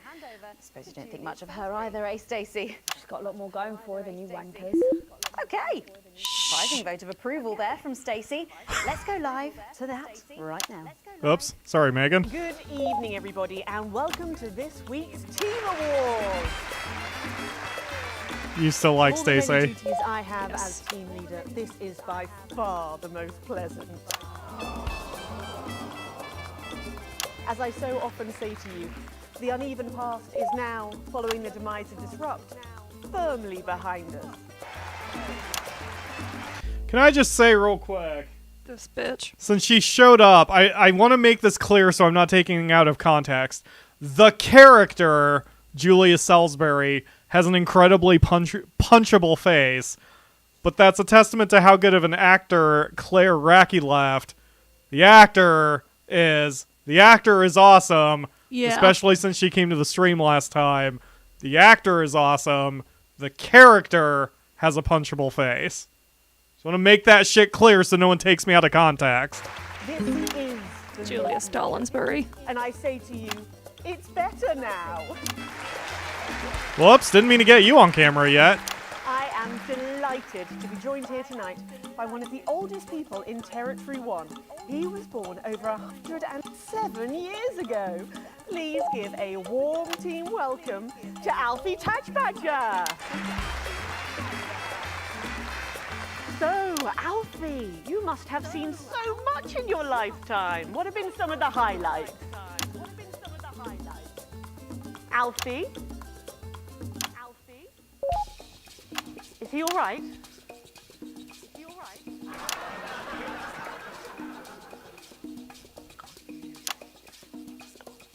His hearing aid isn't turned on. Oh, could you turn it on?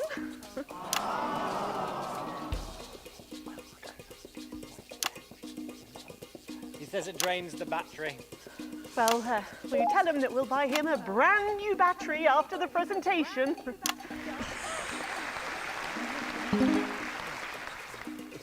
Yeah, he says that's fine then. So turn it on. And I will help him with that. Yeah. If you would.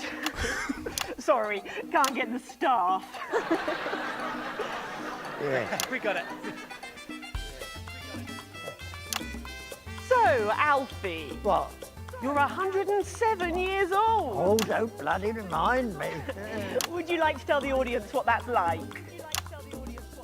Where is everybody? Out there, in the dark. Oh, bless him, it's not just the ears. Who are you? 2 sugars, please.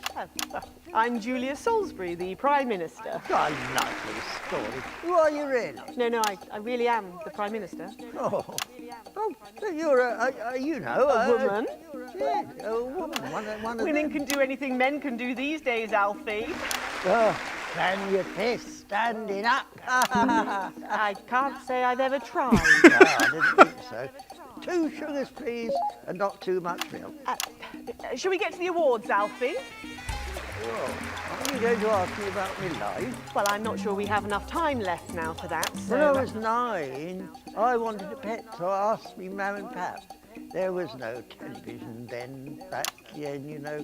We made our own entertainment out of coal and roadkill. Well, that's fascinating. So they got me a pet, see? But it weren't a dog. They told me it were a dog, but it were a stone. A stone? Yes. So I called it Patch, which was a popular name for a dog back then on account of the king having a patchy face. And I decided to introduce him to pretty little Gertie Thimble, who lived up the road. Oh, how romantic. She threw my dog in the river. That was the day I decided I'd never marry. And that's the secret to your long life? Oh no, I've been married 7 times, divorced 8. There was a mix-up with number 3, see? Yes, I'm just lucky. Are we going back to the home soon? Soon, Alfie. First, let's turn to the reason we're all here, the weekly Territory 1 Team Awards. God damn it, I keep putting Alfie on the screen when I don't mean A to. lady who really knows how to put in the extra hours. She works at a transition centre in Hamble-Bamblebury, and she has single-handedly allowed more families to unburden each other than any other nurse in Territory 1. In the uneven past, she'd have been locked up. Tonight, she is being honoured as a team player. Please welcome Daphne Sinister. Sinister. Yeah. Hi, Kathy Bates. Are you here to change me? Just give her a medal, Alfie. There's a good boy. Doctor, I mean, 2 sugars. And don't let Put it the steep medal on too Annie long. Wilkins and I let's think go. you're supposed to give me one of those. Well, There he goes, look. I can't get the arms up any higher than that. You'll have to go down now. Thank God those fractious times are behind us. Now the territories are thriving. Are we in? As the actress said to the bishop. Yes, thank you. I've got it from here. Well done. Daphne Snifter, everybody. Now, open your envelope and find out what you've won. Crikey, don't hold back there. She's tougher than one of Peter's homemade Eccles cakes. Got it. I've won a holiday for 2 in Territory 15. Used to be called San Palmerino, didn't it? I believe it did, yes. Why couldn't we have stuck with that then? It's easier to remember. We're all one nation now. Hang on a minute.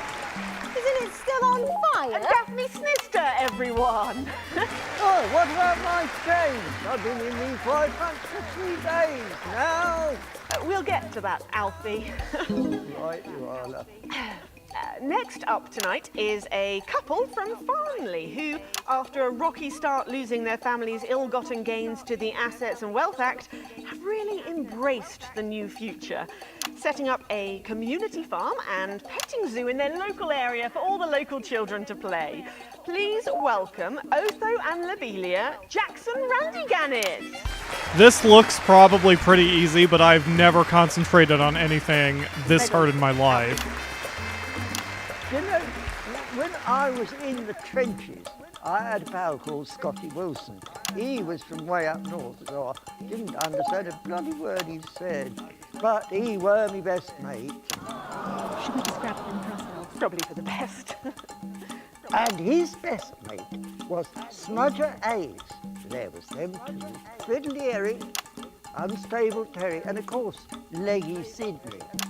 She were a girl, but she had a boy's name, so they shipped her to the front anyway.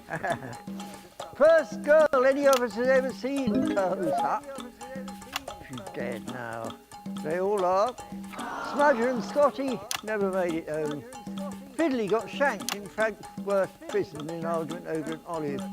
And Terry, he exploded quietly at home. Sidney got a fatal skin condition. Scratched herself to death. It makes you think. Thanks, Alfie. Great contribution. Fantastic. So, Otho and Lobelia, a petting zoo. After we lost all our wealth, we discovered there were actually people who had never even owned a pony. I used to have 3. So we decided to do something about it. That's the type of people we are, you see. Advantage of a private education, probably. Well, I'm sure we could debate that all night, but there's no time. So, let's see what you've won. Boo, private education. There's something I want to Boo. Oh, absolutely. Every citizen of the new future has Drink the my Kool-Aid. ear. When advance came to Fall in power, line. you took all of our wealth. You took the shirts off of our backs. Quite literally, in my case, I used to collect shirts. You might as well have the rest of it, too. Oh, security! Oh God, not again. If I said it once, I've said it 1,000 times. Pennies and the news are not good bedfellows. Keep those flappy bits off my channel, Alex. Flappy bits. And you are? Oh, nice. Do you remember your Fannies on the News song from the first part? Right, and it isn't fair. You tell him, girl. That's my wife, you know. Oh, no, you don't. You can't mix pearls with swine, it isn't right. We used to have 3 horses, then turned to Fethel and Hunwell. And now what have we got?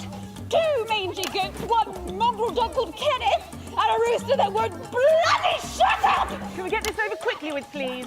As the actress said to the bishop. She's coming round. Oh, here we go again.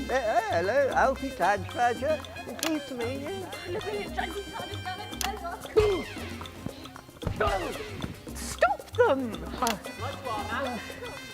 Oh, don't worry, love. I'll protect you. Oh, oh, oh. Stacy's just leaned forward Yeah. like, You know, I'd love her this 1,000-yard reminds stare. me of when You I might was want to in look at the top 20 left. Look at the and we screens that go are happening to right now. I know it'll be hard to see, but Wow.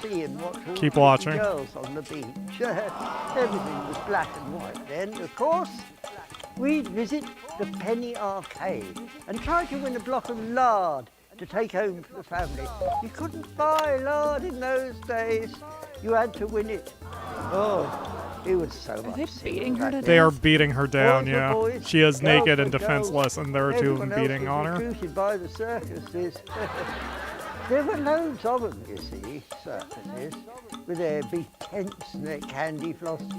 You'd hear the music. Hope you're fucking proud of with a yourself, pipe organ bitch. drifting over the nearby fields. My mum used to call it the most magical sound in the world. This was before she lost her hearing after giving a particularly loud round of applause. Did you ever go to the circus? What's that, Alfie? The circus. Oh, never mind. Yeah, just a tea, pet. Well, that was an unexpected dose of naked nostalgia. Some people simply can't let go of the past. That's why I look in joy and fervent admiration at the younger generation. So cohesive, such a team. And with fertility falling throughout the territories, because of we you, should value our fabulous new generation now more than ever.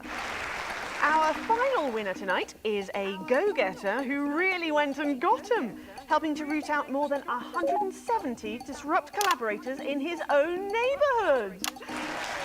Since then, he's gone on to be a senior cohesion cadet leader and organised all of the entertainment at last year's camp cooperation. Our final winner tonight, Edwin Neverley. Oh, congratulations. You should be in a transition centre, you old nonk. Prime Minister. The It's actually haircut. great to finally meet you. We're very similar, in my opinion. Well, I've never been much of a role model. Nonsense, Prime Minister. You have saved this country. You have fought enemies, foreign and domestic, with 9 fists. As with my own tiny fists have I. Well, let's open the envelope and find out what you've won. Maybe it'll be a fist enlargement.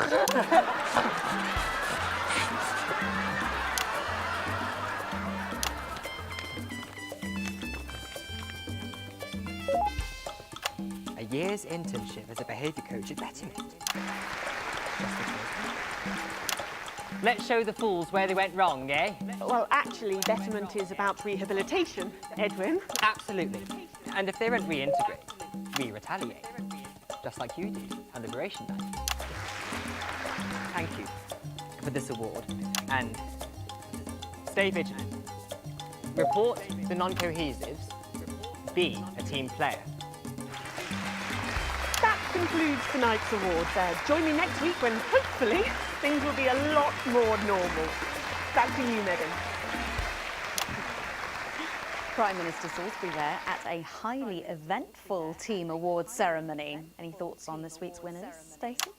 The nurse was fucking scary, the pretties were saggy, and that little prick will never lose his virginity. Okay, well, succinctly put there. I love her. After the break, we'll be going live to a star-studded premiere. You won't believe who's on the red Close carpet your mouth, tonight. dear. Don't go Flies are anywhere. getting We'll be in. back after this. And we're out. Oh, Alex, one other... What's that? You're off already? I know you had to take the day off work with Junior, but... Oh, I see. No luck still with Theodore.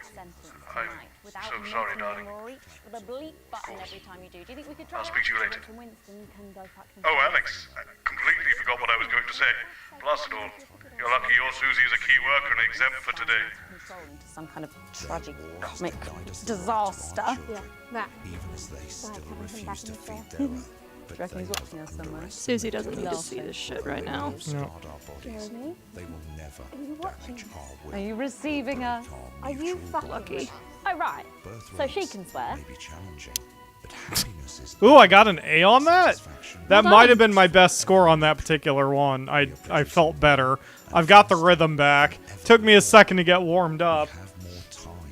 Mark says, did he just watch his wife potentially get beaten to death? Yes, while she was naked. Mhm. Completely defenseless, no weapon. Yes. So, Patrick and That's Robin what we're are dealing grab with your here hand and today. We've got these generic links on the auto cue to glue it all together. They do know I have a Queen's View degree in journalism. Don't you wish you'd studied something useful now, eh? I'll just bring your daughter to work day. What a chap.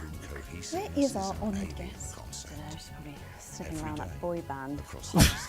Yeah, we've got a boy band in segment 3. This is another... It's a good song, but only like for the right parody reasons. I think you'll like it, Akamura. 10 seconds, You everybody. will also hate it, but you will love it. What's it to you? And we are going in 5, 4, 3.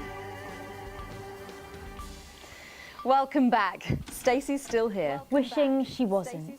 Thanks, Stacey. And in this segment, we're delighted to have sent Robin and Patrick to the movies. Yes, Ooh. Tonight is the world premiere of The Automated, starring Lawrence Blunderclatch and the late, great Helena Canterbury Boatshoe. And all the stars are out tonight. We first covered this film almost 5 years ago, back when it was called The Medicated. Then, for mysterious reasons, the film was suddenly pulled the night before its release. Well, since then, executive producer George Focus has spent 5 long years polishing the film and turning it into a special edition and premiering tonight. George With Lucas extensive joke. state-of-the-art visual effects and a top-quality voice team, George says it's the movie he always wanted to make. Now, let's take a look at it. Let's see this sterile shit. This is a shot-for-shot identical thing. Ah, fuck me. Deconstructed. This is shot-for-shot identical to what was in the first episode, except they've added computer effects and overdubbed it, so it makes no sense now. Is this a wig? You think I don't grow that? No, Dick, I'll kill you. Think of satin. There's something on your face, Chief Harrison. I wish you were real, baby. Flesh and blood. Captain Quasar. But you're just ones and zeros, baby. If only I'd noticed. Captain Quasar. You rusted, but I didn't notice. Captain. I'm buffering, Dick, you said. Got one on you. God damn it, lost it all! Here's a map. What's a map? Okay, so head north on Interstellar Avenue, left at the asteroid belt, and a tricky three-point turn at Uranus. What are these symbols? This corner, this is the key. We could shut it down. Yes, we could shut it down! But we have to ask ourselves, who are we?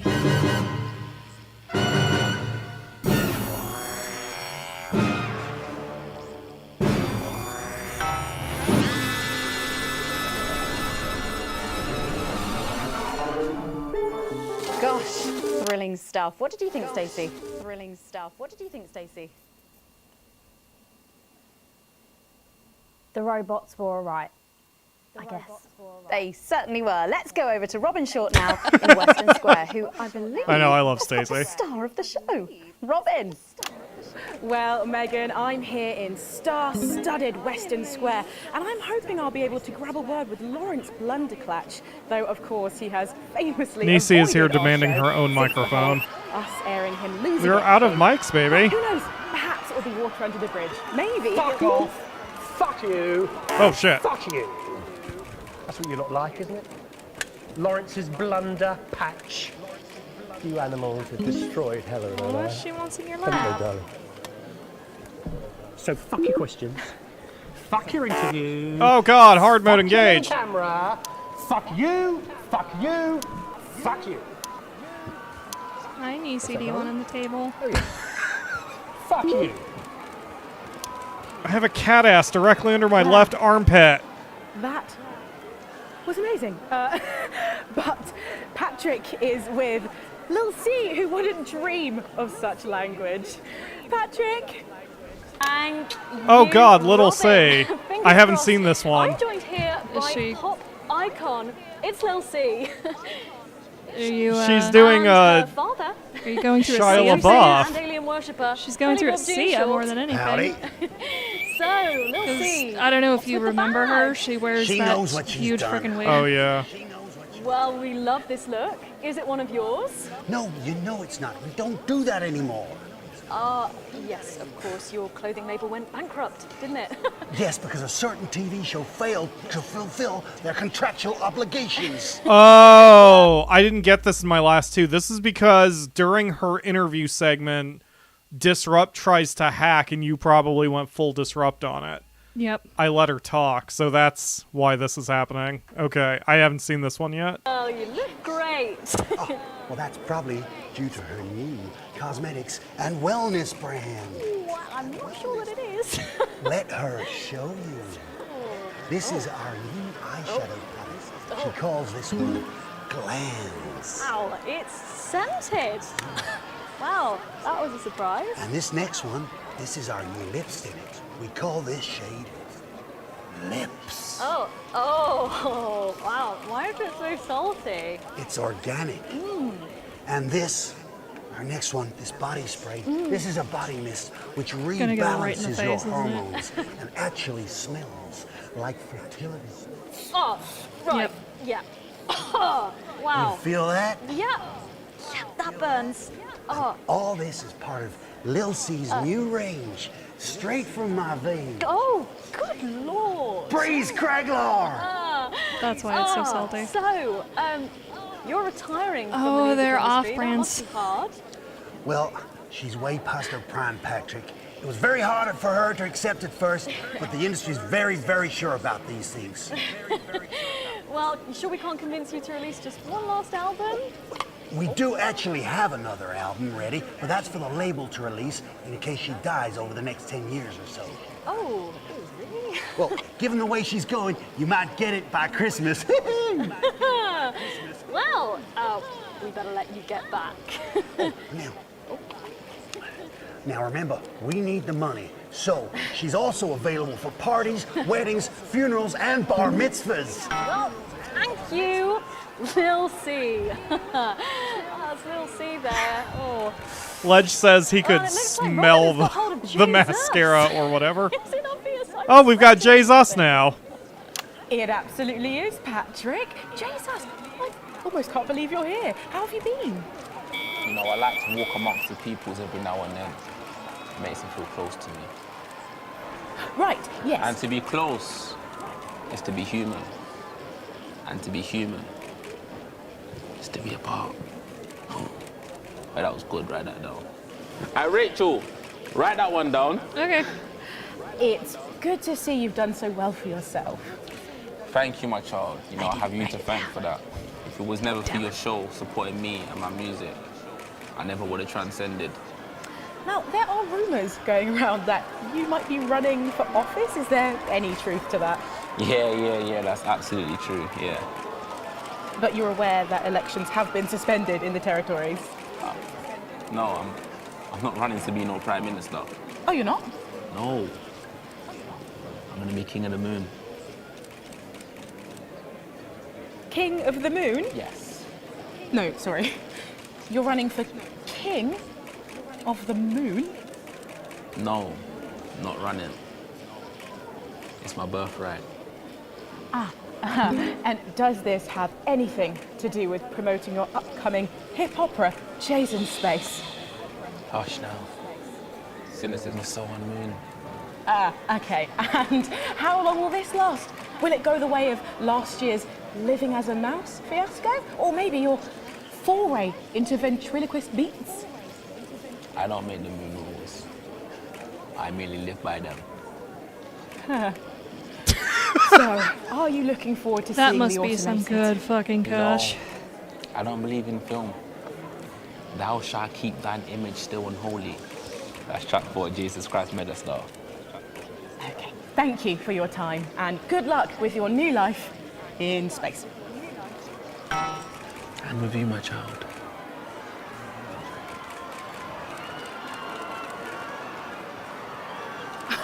Well, Megan, that's what success looks like. I'm going to see if we can grab someone else to have a chat. Back to you. Thanks. Robin, but I think Stacey and I are probably in quite enough trouble where we are. So, 3 big names there, Stacey. Yeah, big names. Any thoughts about them, maybe from your generation's perspective? You won't like my opinions. Go on, try me. Well, Bumbanonk is so old he's like 1 week away from a transition centre, so who cares? And Lil C was cool when I was like 12 or something, but now she's just another fucking loony. And Jesus is a disrupt-loving wanker who should have died with the rest of them 3 years ago. You're right.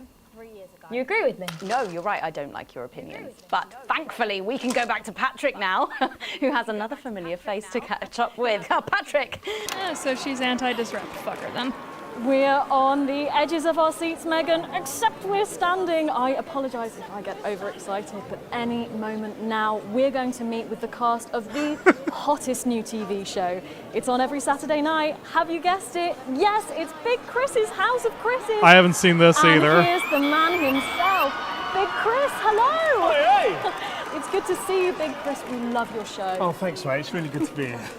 And are you excited for the automated? Oh, yeah. I mean, Come on. All right, just 1 sec. Sorry, that's impatient Chris and rude Chris. Fuck off.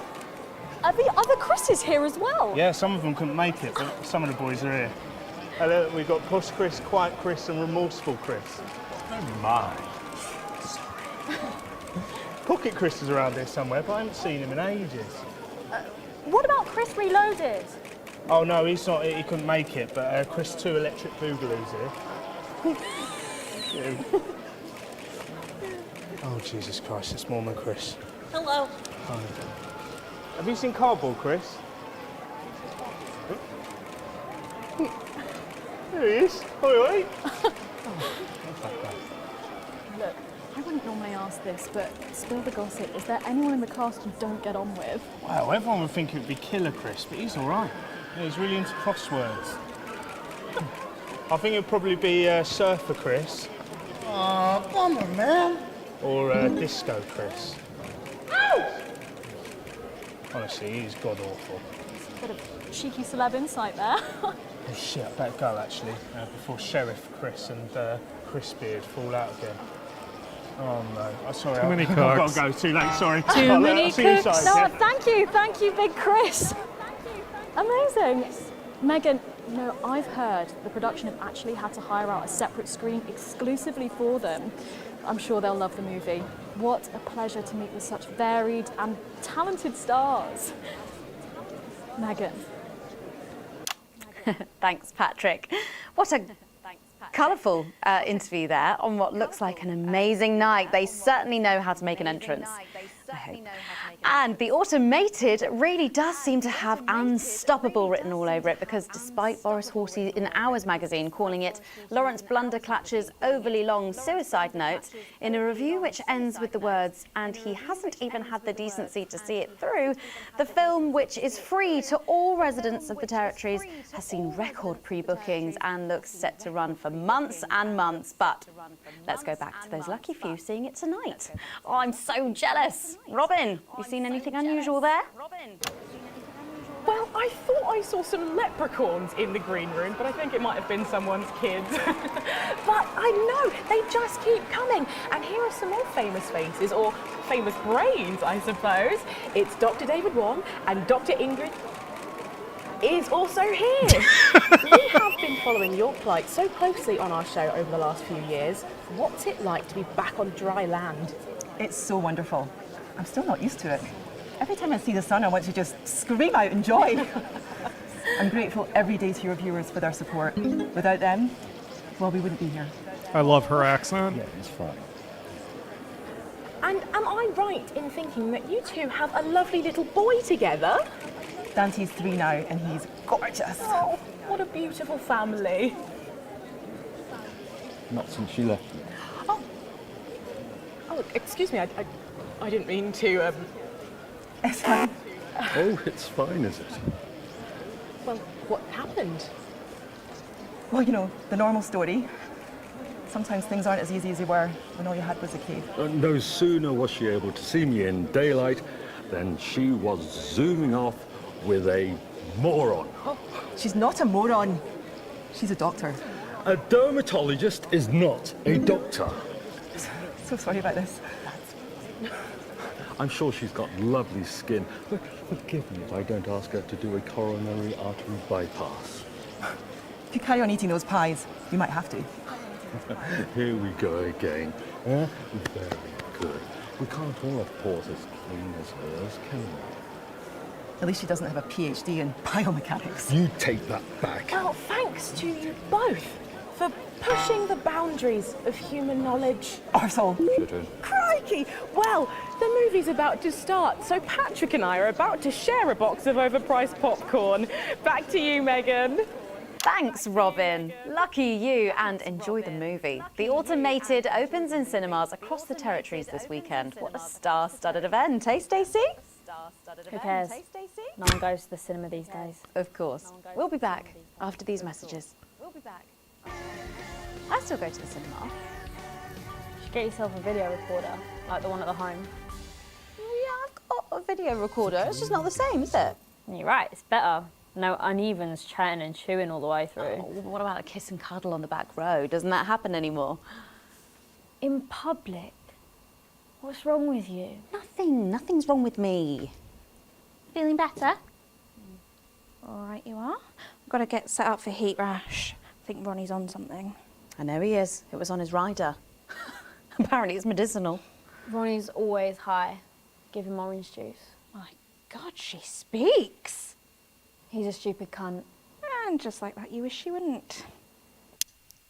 Don't get me banned from YouTube. Yes, Mark, those were the two scientists who were trapped underground. Akamura got them out, or chose the thing to get them out.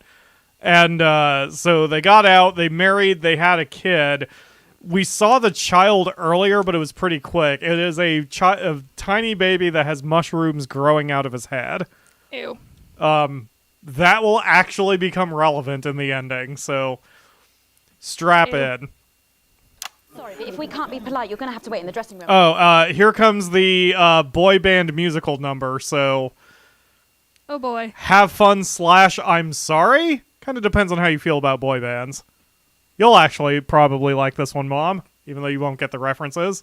But that's fine. The music is shockingly okay. It's actually kind of good. That's 10 seconds, everybody. No co. Fucking right, Noko. What's that? What's no? Going in 5, 4, 3. Welcome back. For our final segment tonight, Stacey and I are delighted to be joined by Heat Rash. Their new album, Girls and Why We Love Them All, comes out this weekend. So, let me see if I can get this right. It's Nolan. I write the songs. Ronnie. That's what it says on my tattoo. Oh, you got a tattoo of your name on yourself. Okay. In case he forgets it. This raconteur, you must be Chinny. Why do they call you Chinny?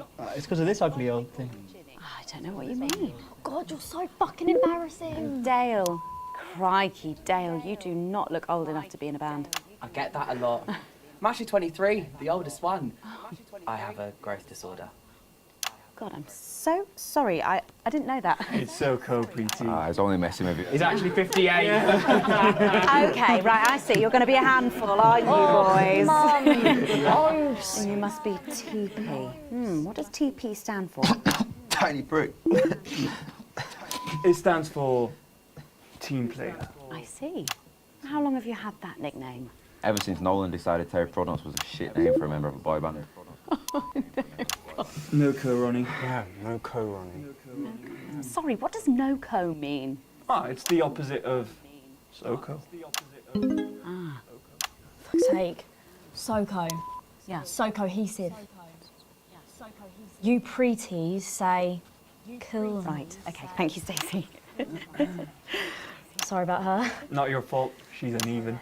So you guys met through a popular show on one of our rival channels, didn't you? Yeah, team players with a Z. So how did that work then? Well, actually, Dale and I knew each other from school. We were actually classmates. And Fuck's sake, Nolan, mate. Give someone else a chance. We all went on team players. We all auditioned. The judges put us into bands. And, yeah, we went to their houses and they just put us into bands.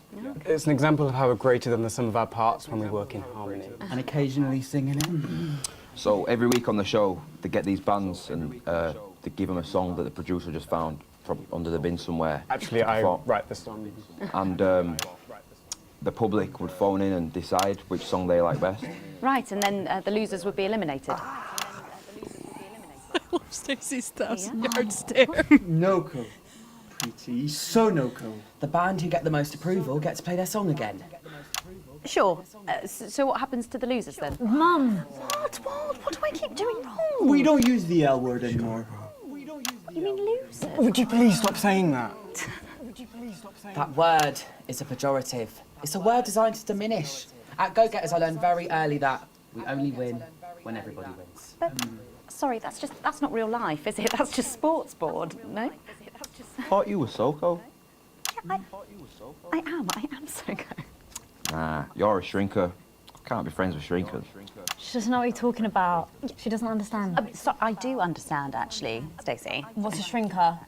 Well, a shrinker. What's is... a preety, Mum? Well, I think it means someone who's older, doesn't it? Pre-territories. It's someone who turned 18 before the new future. We call you preties. Unevens. Mimis. Nonks. It's not her fault she's old. She can't help it. Oh, I'm trying to help you here. I don't think I need your help. See? Total Mimi. Is that so? Yes, obviously. Yes, obviously.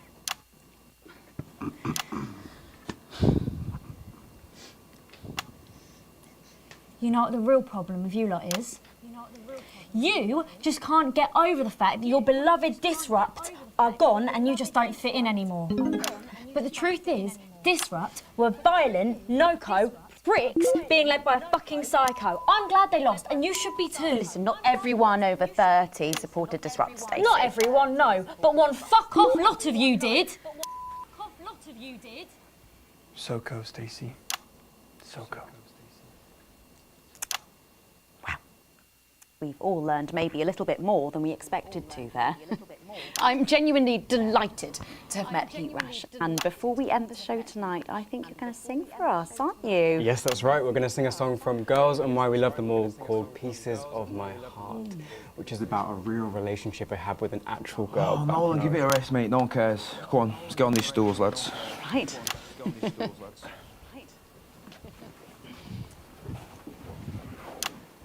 So, Stacey, can I get your contact? Oh, she's 15. Go on, piss off and sing your song, Terry. Christ. Right you are. Gross. So, here they are with their latest single, Pieces of My Heart. Are you excited, Stacey? Not for me, no. I only listen to blip music and a bit of jizzcore. Pop music is... Ah, yes, I know I meant to mention this earlier. Apparently, these newfangled boy bands change singer all the bloody time. Try and follow along, eh? Keep the shot on whoever is currently singing the lead vocal. Fuck me, I'm glad I practiced this.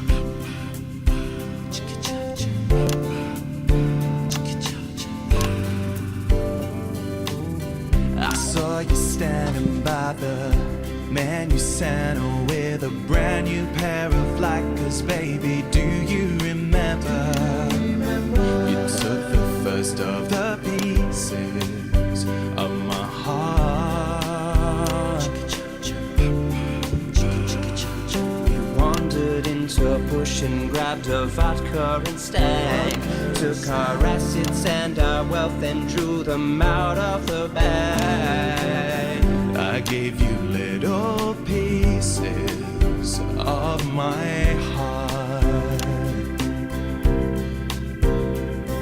I didn't know two hearts could ever feel like this, girl. It's like you were custom made for me by Remington Smith. I take all of the loves that didn't last and leave them in the uneven past. Share the new future as my bride. You snatch me inside. There's no need to hide all the times that you cried. As my old man used to say, you blow me away. I just want you to stay. I don't want you to pay. You make me crazier than Neil today.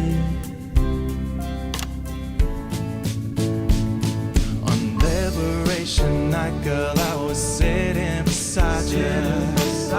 We sat there shaking all the way through incisors. We held each other as things fell apart. We took a train through all the territories, and we threw away the rules and wrote our personal stories. You took a dozen pieces of my heart. I didn't know that life could ever feel like this, girl. It's like you were custom made for me by Remington's fist. I take all of the loves that didn't last, I leave them there, the uneven past. Share the new future as my bride. Snatch me inside. There's no need to hide all the times you have cried. As my old mom used to say, blow me away. I just want you to stay. I just want you to play. Make me crazier than Neil today. And now I'm staring at your membership card. There's your picture beaming brighter than a handful of flaws. I'm trying to find the pieces of my heart and leave them in the uneven parts. Share the new future as my bride. Snatch me inside. There's no need to hide all the times that you cried. As my old man used to say, you blow me away. I just want you to stay. I just want you to play. You make me crazier than Neil. Crazier than Neil. Crazier than Neil today.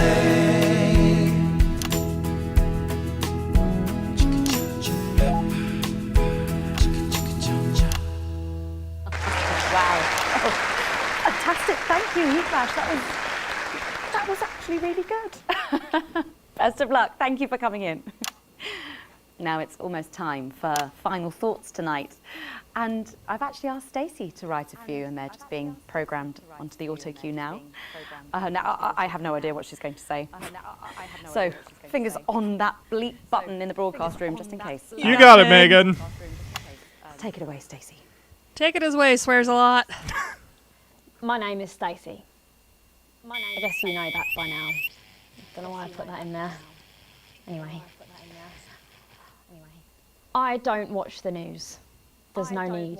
You hear all the important stuff from your mates, so I don't know what's considered important anymore. But I'm pretty sure that it's not rehashed movies and fucking boy bands, so... Anyway. I'm going to talk about what's important to me. When Advance were first elected 6 years ago, I was 9 and in a home. Not a family home like you call a home. This was a state children's home. It was fucking awful, actually. It was like a Charles Dickens book. The roof leaked and the walls were damp some mornings. The food was bad. Drugs and alcohol were everywhere. No one cared. You had to watch your back all the time because there weren't enough staff to manage us. And yes, as you'd imagine, there was a lot of some bad stuff went down there with some of the staff. Okay. Not all of them, but the others knew, and they didn't stop it. And then Advance won the election. And like a miracle, things started to change. They got better. We had nicer food. The home was not just repaired, but redecorated and kitted out with books and sports stuff and musical instruments and video games. Most of the staff were fired, and the new ones, which there were more of, spent time talking and working with the bullies. And you know what? A second miracle. It worked. The bullying stopped. My life, got better. because finally there was enough money to do the good things, and Advance had the guts to do it. I joined Go-Getters, and on Liberation Night, that gave me a group of friends that I could talk with when the bombs went off and the power went out. Another miracle. I wasn't alone anymore. And that was the night I finally understood the importance of being in a team. So here's my final thought. I know the people who were doing better under the old system long to go back. You say, we were freer. But what you mean is, we were richer. But for every one of you, there is 100 of me. And even now, after all you've had taken away, you are still doing better than I am, than I likely ever will. You still have homes of your own and families of your own who love you. And I'll never have that.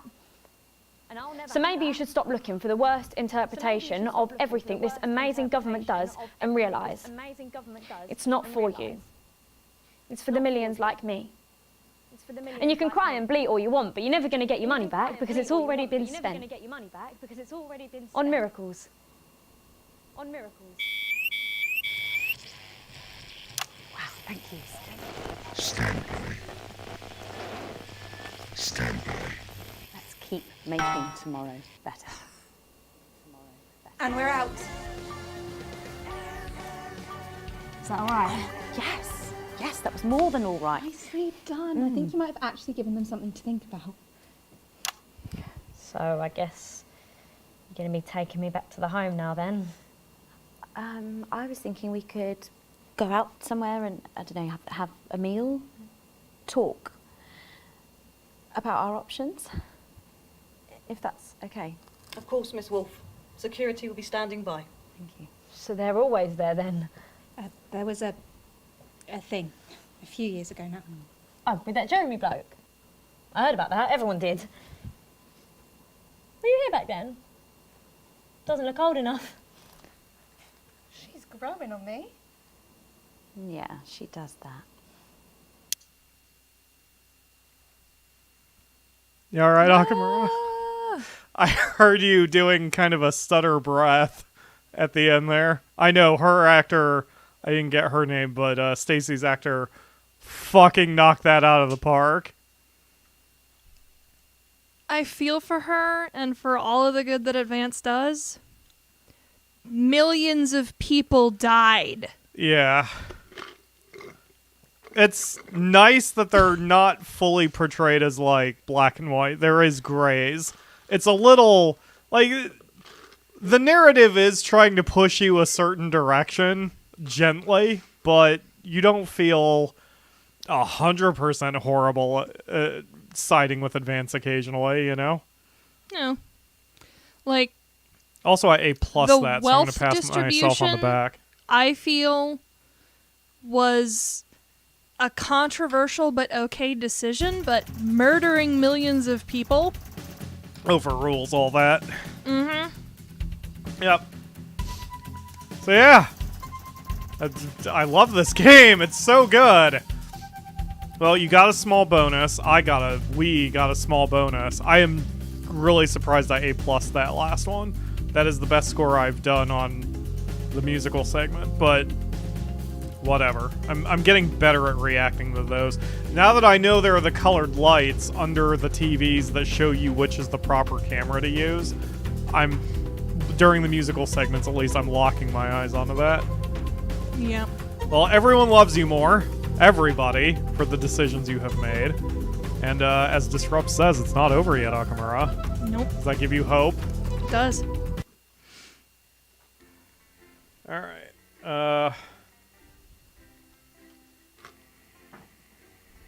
Okay. Catching up on the chat here. It's very interesting. I know they didn't intend for it, but I'm sure you heard me call Julia Stalinsbury. Yes. One of the most important photographs, I think, of Joseph Stalin was one where he's holding a little girl, and it was propaganda. And it made me think of Stacy, and it's just like, they took that photo and that girl died in the gulag. Let's not go too deep into real world history, but I understand what you mean. Our son is dead. Yeah. You once again find yourself sitting inside Bozeman's office. Everything is pristine and orderly, just how the fastidious man likes it, though it's rare for him to be late. The door opens behind you just as you start to imagine the reasons why. Ah, Alex, thank you for waiting. It's been almost 6 years since you started working with us, Alex. A lot has happened in that time. From the unfortunate incident with Mr. Donaldson to the disrupt attack on this very building. He pauses to look at you. You meet his gaze. Well, you've done some pretty good work in that time. I just wanted to say, keep it up. But also that you'll need to work a bit harder if you want to go anywhere in Channel 1, Alex. I understand. I can do that. Okay. Capital. In which case, best get to it, eh? The dismissal in his voice is clear, so you head back to your studio and get back to work. Just how much more could you actually be doing? Is Bozeman asking too much of you?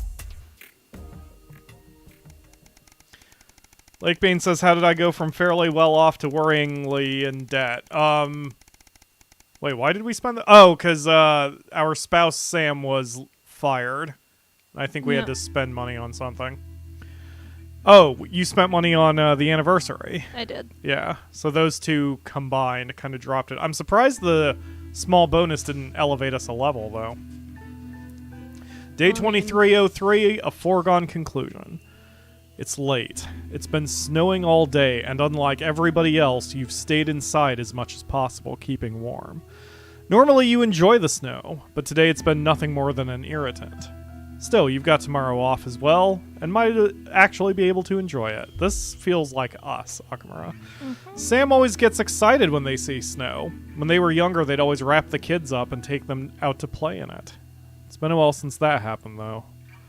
Something about the warm fire and dark nights always makes you feel nostalgic at this time of year. The sound of the front door opening startles you out of your thoughts. Hey, I'm back, Sam calls, before coming to find you in the living room. Oh, the fire's going. It's lovely and cozy in here. They come and sit by you, leaning their head on your shoulder. Welcome home. How was your day? Sam sighs. Oh, you know, the usual. Spent the morning volunteering at the menu center, making myself useful. They'd picked up the position while unemployed and had kept it going. Then in the afternoon, I went to see some friends from the old job. They're thinking of moving again, so we were looking at new places. What about you? Yeah, I'm good. Glad I've not got to work in that weather. Well, tomorrow let's make a day of it. Go for a walk. Maybe I'll even drag you up to the top of the hill with a sled and we can race like the old days. I don't know. We're getting a bit old. You start to object, but Sam cuts you off. Oh, you're only saying that because you know I'll win. They give you a wink and a kiss before getting up and going to the kitchen, calling back over their shoulder, "Loser pays for the cocoa." You're very lucky to have Sam. That is definitely how you and I are day to day. Yes. Oh yeah, we did lose money and work probably because the dish was down. I hadn't considered that. That would be a good play. I don't know if that is part of it. I haven't tested it both ways yet. Day 2340, a time for reflection. It's been over 13 years since your dad died. You visited his grave a few times since then. Normally during times of stress, or when you're trying to figure something out, or when you just want some peace and quiet. Today is no different. You feel Sam's hand on your shoulder, giving you a reassuring squeeze. You're grateful that they're still here with you. Just having them by your side always seems to make things easier. The caw of a raven catches your attention as it flies away. A parent should never have to bury their child. Particularly Charlie, who never even had a chance to grow up. He had so much potential, so many dreams, so much he wanted to do. It's not fair. If only you could change it. Susie, despite everything she's been through, is still a rock for the rest of you. She'll be a great mother to the twins. They couldn't have found a more loving home. There have been a lot of arguments over the years, but you wouldn't change a thing. You're still amazed at how far your daughter has come. She's one of the best things in your life. Your relationship with Chris has always been a bit up and down. But of late, you seem to be actually getting along. It makes a nice change, and has certainly made life easier with Sam. But that's family. You've got to take the good with the bad. Taking your mother to the transition center was a difficult decision. Maybe the hardest of your life. You're still not sure if it was the right one, but she's definitely not suffering any longer. And at least she and your dad are together now, whatever happens next. It'd be nice to have her here with you, though. I believe, if I remember right with this one, you didn't have a choice, because when the question came up whether to afford a private nurse, you had no money left. So you were railroaded into choosing the transition center option. You turn away and wander in the direction of the car. You can't control life, what happens, who lives, and who dies. All you can do is keep going and see what gets thrown at you next.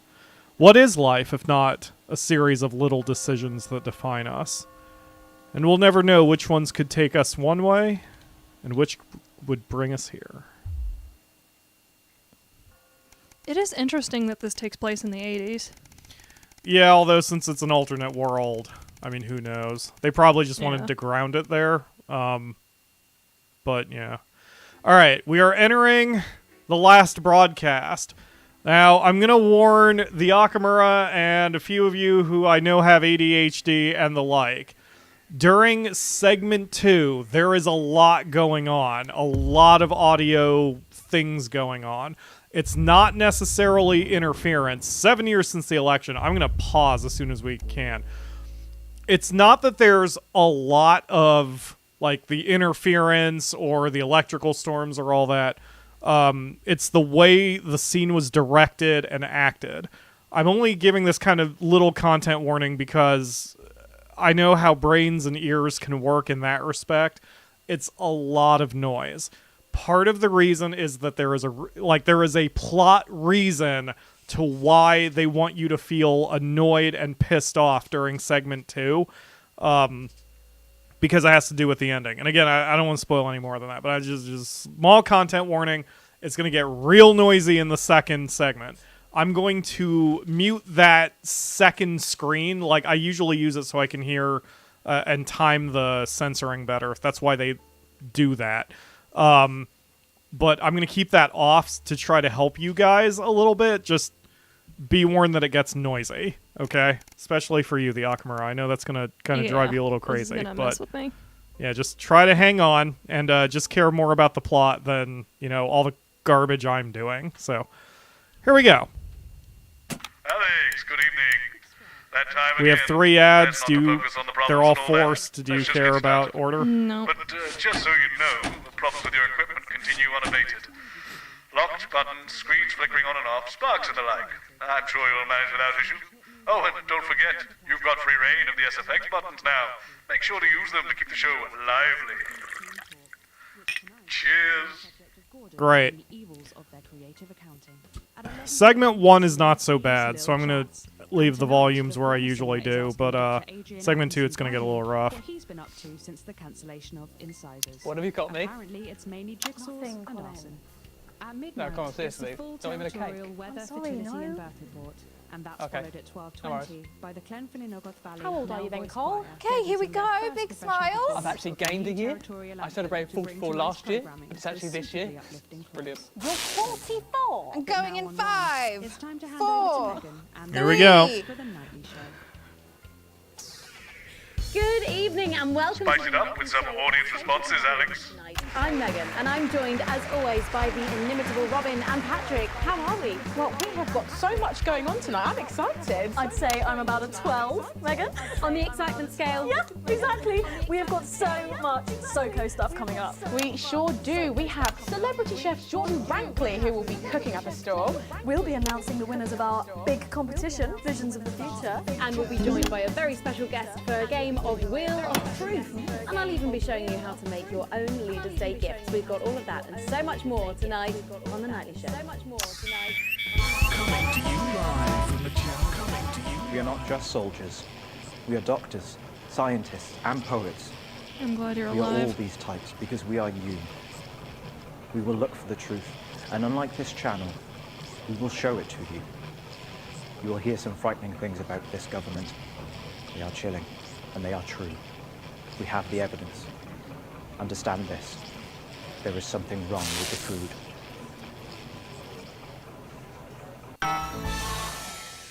Right, let's have some applause on the way into the next section. Cases by Chef Jordan Rankley.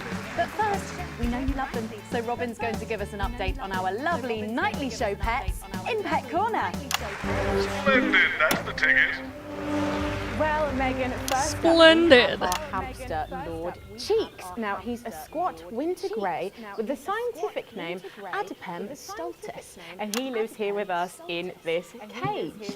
Hamsters love hoarding, and they actually have special pouches in their cheeks for storing food. He loves carrots, apples, and chewing tobacco. Now, hamsters are nocturnal, so we'll do our best not to wake him up. But let's just see if we can.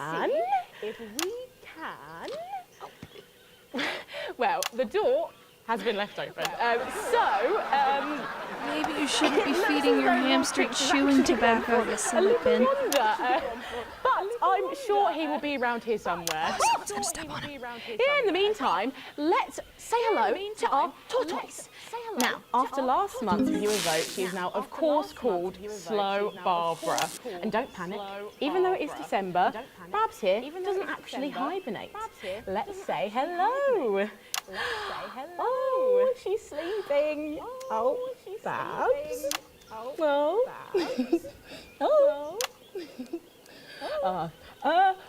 Those are our nightly show pets, Megan, both alive and well. Back to you. Back to you. Robin, we'll check in on them, or some very similar animals at the same time tomorrow. Now then, I hope you're hungry, because if not, you're about to be. Patrick Bannon is with Chef Jordan Rankley, and they're going to be showing us how to knock up a delicious apple pie. It's time to go into the kitchen. That's right, and I'm joined here by Chef Jordan Rankley. Welcome to the Nightly Show kitchen. How does it compare to the kitchens you're used to? I love the colours. It's vibrant. It's fresh. It's none about all the arseholes. Yes? Sorry? What? Yes? Sorry? So, You own 6 restaurants, you've been awarded 9 Ballon Massifs across your career, and you've worked alongside the best chefs in the world. Tonight you've got me. Oh, are you worried? Tonight you've got me. Am I fucking worried? Are you worried? Are you fucking worried? Yes. So, what are we making today, Chef? So, we've got a family over for Leaders' Day. They're hungry. We're going to make them a delicious apple pie. Ooh, lovely. It's got sweetness, it's got the acidity of the fruit, and then get the richness of that pastry. Incredible. Wow, okay, so where do we start? So we're going to start by making our filling. So we've got about 1 kilogram of fresh cooking apples here. Fucking beautiful. And we're going to slice these up perfectly. And then straight into the pan.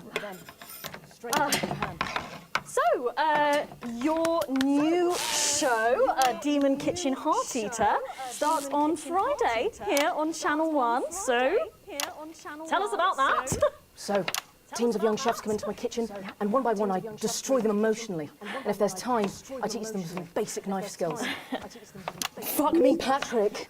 What are you doing? What? Shit. Is that how you cut?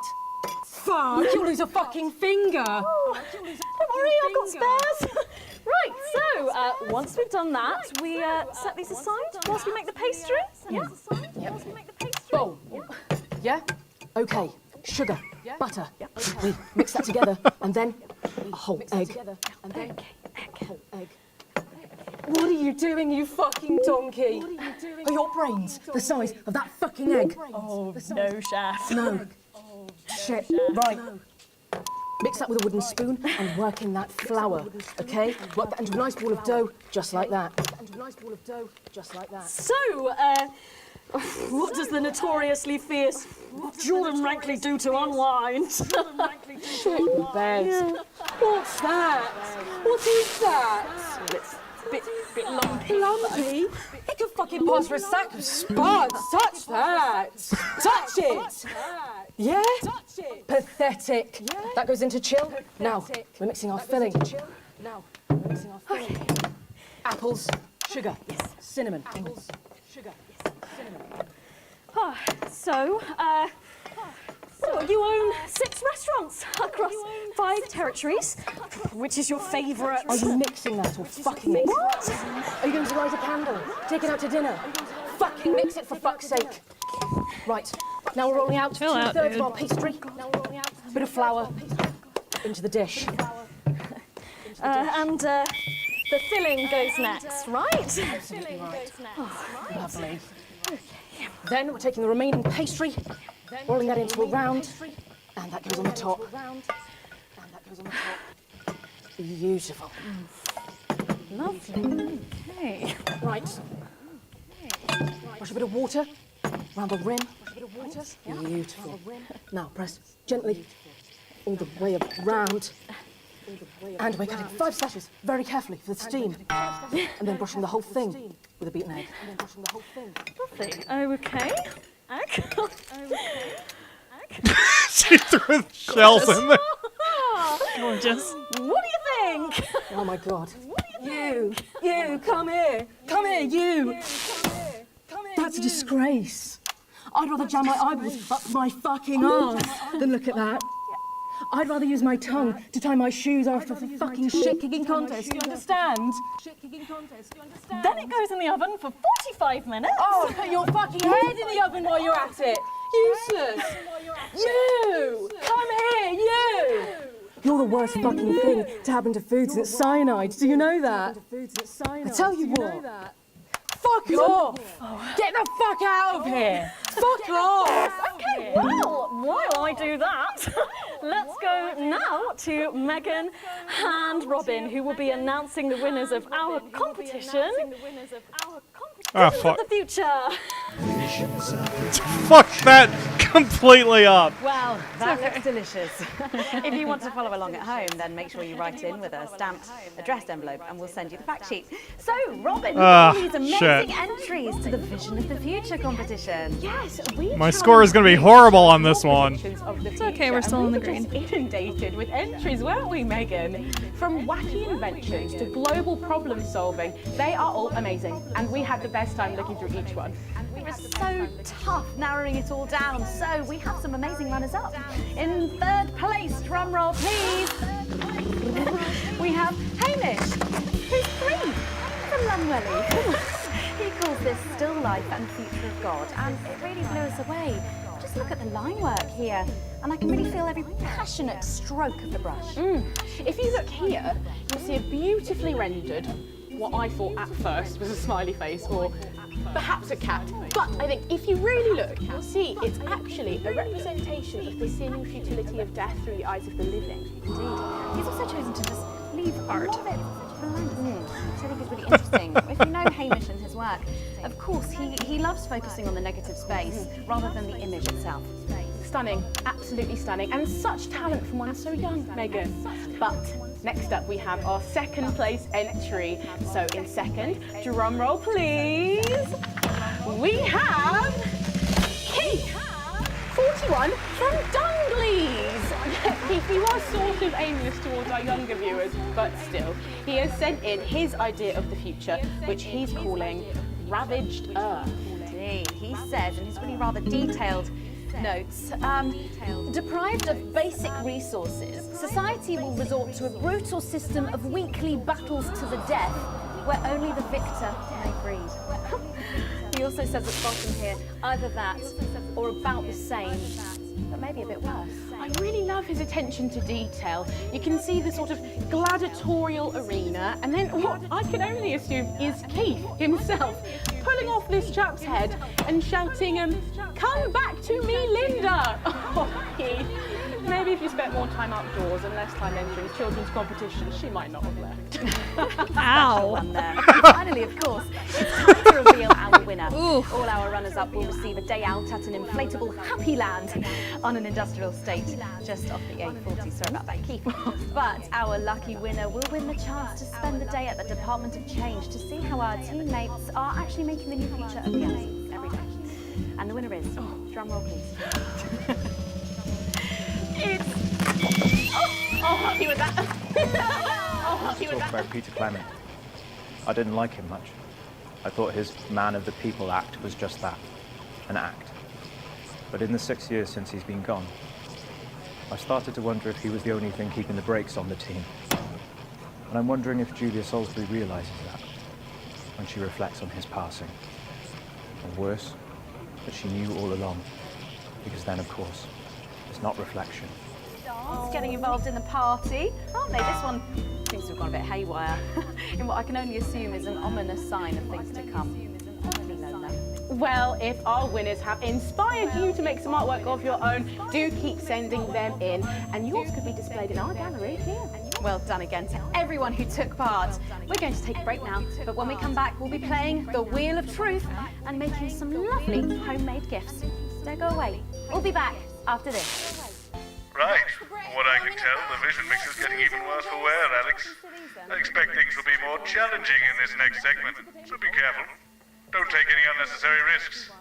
Not like what we're putting out actually matters anymore. Even Bozeman is losing it. Yeah. All right. So this is the one where I'm going to kill the broadcast volume, but you may want to hear this. 4% fertility.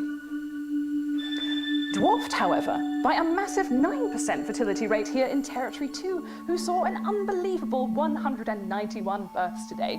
That's how desperate things are becoming, that 191 births is considered this magical, insanely high number.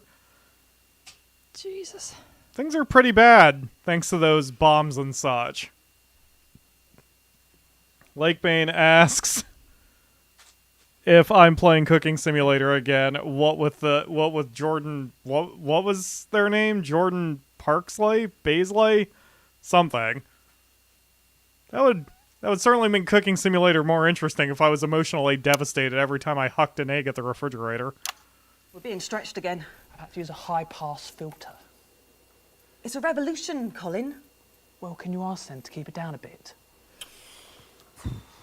Jenny, where's Glyn? Can we get him out here? I'm not sure about this grandma one. Oh, he's writing with our other guest at the moment. I just wouldn't say grandma. Grandmother? Yes, grandmother's arsehole. That's much better.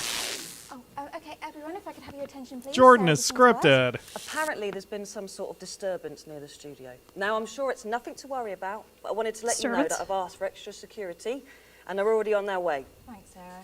Okay, 10 seconds, so positions and pose. Okay, this time. Okay. Laughing, and we're going in 5. Here we go. 4, 3. Shit's gonna get real in this one. Welcome back to the Nightly Show. I'm sorry, we were just saying we can't wait to taste Patrick's pie. Oh, I don't know, I think I could wait. Well, here it is, fresh out the oven. Oh, well, it does look amazing. Jordan, how did our Patrick do? Well, let's just say that pie's got more crust than my grandmother's arsehole. Well, thank you for that. Well, come on, try it. Dig in. Yeah. Okay. Whew. Oh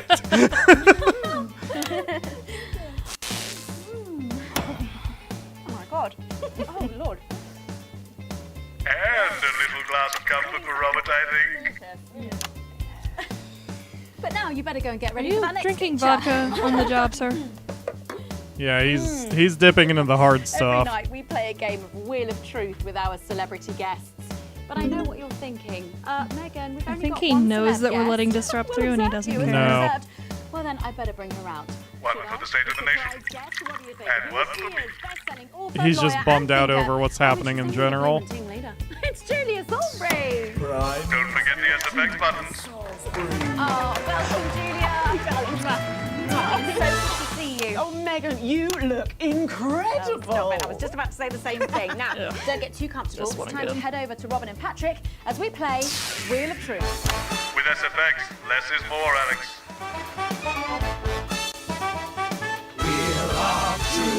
That's right, it's that part of the show where we pit our celebs against each other to see if we can break them. That's right, Robin. They're gonna spin the wheel to pick a round, and it could be anything from box of flies to slap my face. They really have no idea Lovely. what's in store. So up first we have Jordan. Oh. Let's give it a spin. Yeah, here we go.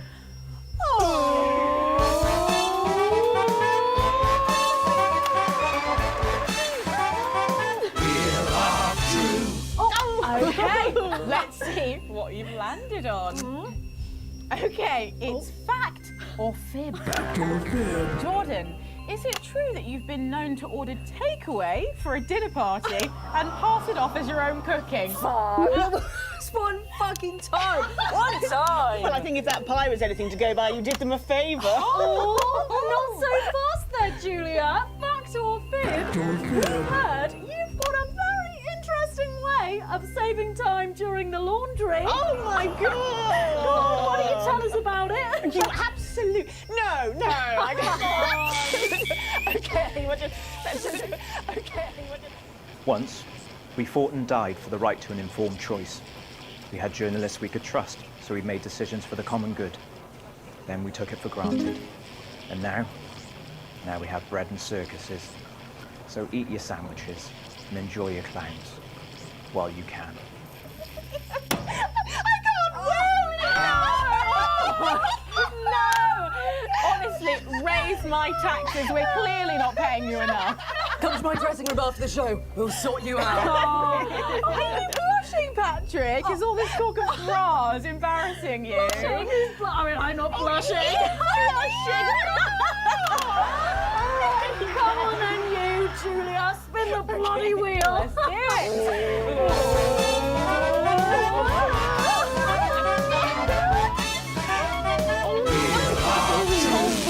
Okay, here we go. It's Guess That Face. I'm going to show you a picture and you simply have to guess that face. Okay, you ready? Here we go. Julia. Oh, who's that? Oh my God! Is that you? Yes! Look, it was a very difficult time fashion-wise. That hairdo is fucking hilarious. No, don't. I think it's sweet.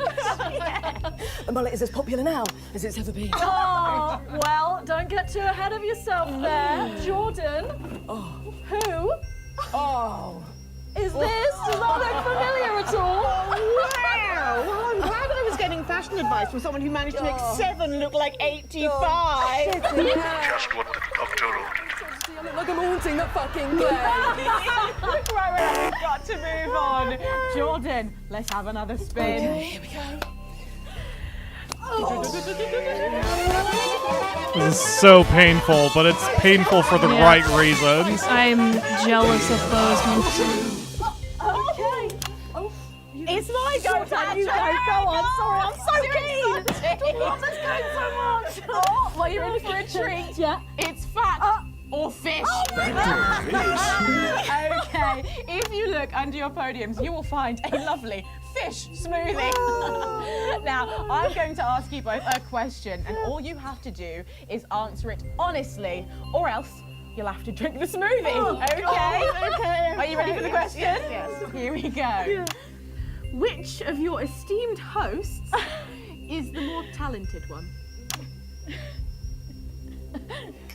Oh, what a cop-out.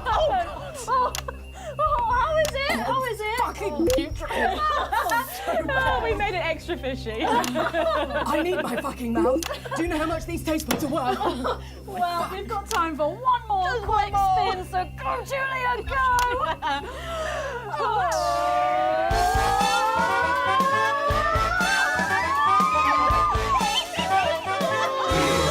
Oh my God, it sounds like a freaking brunch party.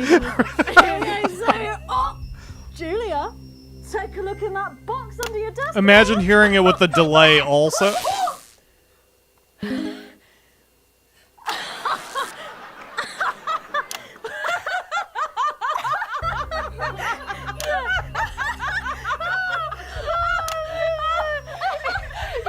I think Lord Cheeks is trying to get in on the game. Oh, bless him. Julia, what have you got in that box? It's not cheese, is it? Another one, Mr. Bozeman. Don't mind if I do, Mr. Bozeman. Lingles? What am I supposed to do with these? Well, give it a go for us. But I have absolutely no idea what I'm doing. Come on. Do it, do it, do it, do it, do it. Oh, she's doing it. She's fucking doing it.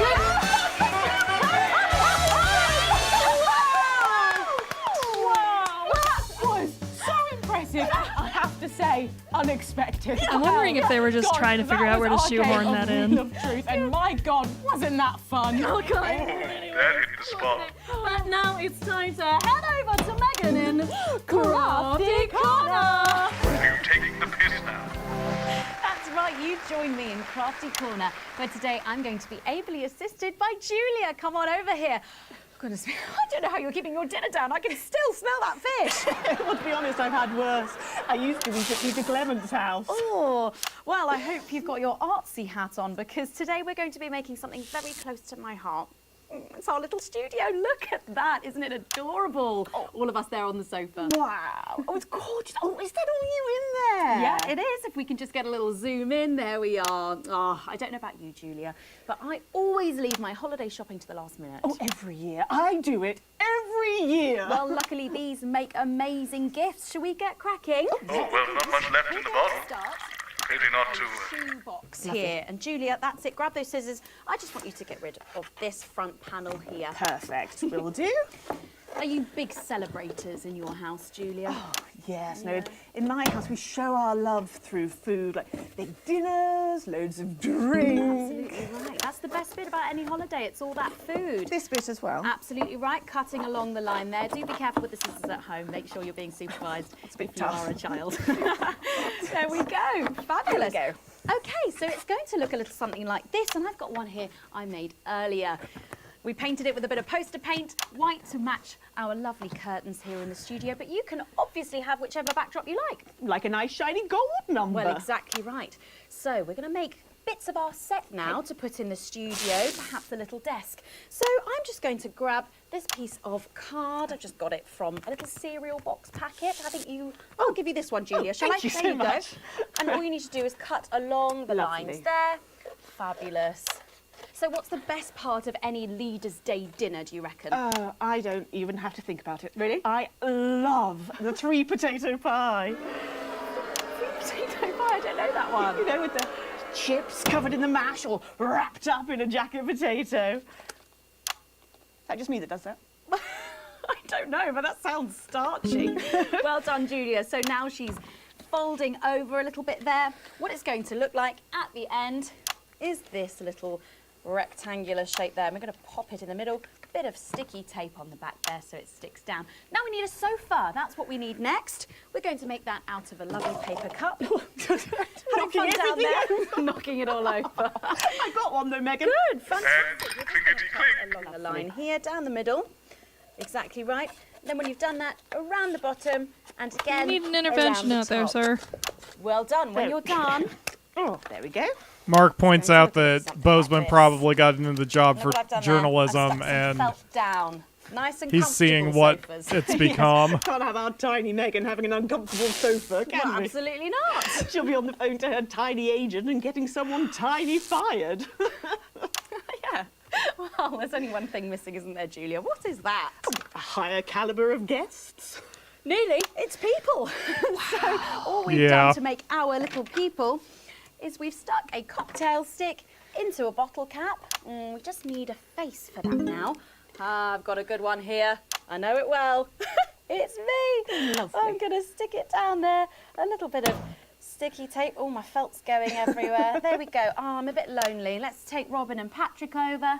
Do. Sitting down on the couch over there. There you go. And well, I'll make myself just comfortable just there. She moved the Megan out of the Of course, they're way. all made and cut out of our favourite newspapers or magazines, so you can have any guests you like. Julia, is there anyone else you'd like in a studio? Oh, yes. Well, Go on then. I'm going to be playing Wheel of Truth with Ronnie from Heatrash. Nice. Yes, put that away. Yes, he's Pulled the going to Megan be one out teaching again, me didn't she? Yep. choreography, and I'll be teaching him foreign policy. And of course you can decorate them however you want. Perhaps you're a bit, I don't know, nostalgic for the old look of our studio. We've got the blue studio down there. Or even a bit of retro red. I've got Sheila Quickstep being interviewed there by... Sorry, that's not supposed to be... Oh, Mama, that's blazing. Oh, bloody hell, is this still on? It's time for a break. When we come back, I'll be on the couch of chat talking to some of you, and I just cannot wait. We'll be back after these messages. Why do we bother, Alex? What's the point? It's not like this is even close to journalism anymore. How did I let it get this far? You did remember. You're coming with me.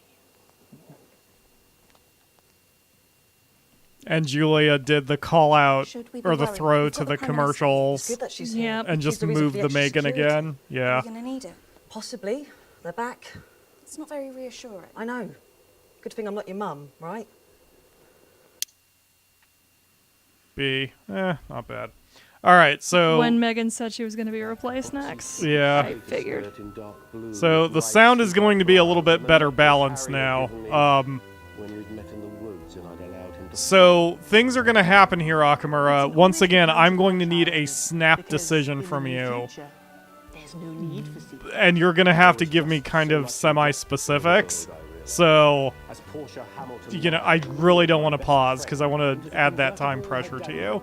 So, be ready. Gird the loins. Yeah. Both at the same time, Colin? Over the course of 3 compasses, that is not a thing. 22 cassette tapes. Oh, yeah, Katoshi doesn't run to my family. Experience a She runs a childhood under huge the old circuses and casino. and, like me, understand why we can never do that. Everybody okay in here? Yeah. Yeah, we would be if you stopped asking us questions like that. We're expecting troublemakers, but nothing serious. You might hear some noises, but it's nothing to be concerned about. The services know what they're doing. So, nobody freak out when the shooting starts, okay? Show must go on and all that. Tits and It's very teeth. interesting that Julia puts all this crap in motion, but she doesn't have the stomach for it. Tits and teeth, armed and ready. 10 seconds, everybody. Best in the business, she is. In 5, 4, 3. Welcome back to the nightly show where it's time for the Prime Minister to face the toughest critics in the territories. You lot out there. Call us on the usual numbers with your questions for the Prime Minister. First up, we have Humphrey from Hamble Bamblebury. Lovely place. I'm hoping to retire there. Oh, good choice. Are you there, Humphrey? Are you there, Humphrey? Hello, Humphrey. Hello, Humphrey. We appear to have lost Humphrey. We'll try and get him back, but let's go to another call in the meantime. Who have we got next, Patrick? Next up, we've got Mandy from Arsminster. Oh, I don't think I'll be retiring there. Hi, Mandy. You're through to the Prime Minister. What's your question? Hello? Hello? Mandy? Mandy? What's going on, Jenny? Oh, we try not to talk to the Jenny? The lines are down. Talk to the Oh, well, call down to maintenance and get... We can't. Call down to All maintenance the and lines get are down. All the lines are down. Well, apologies to our viewers at home. We seem to have a few technical gremlins making mischief behind the scenes.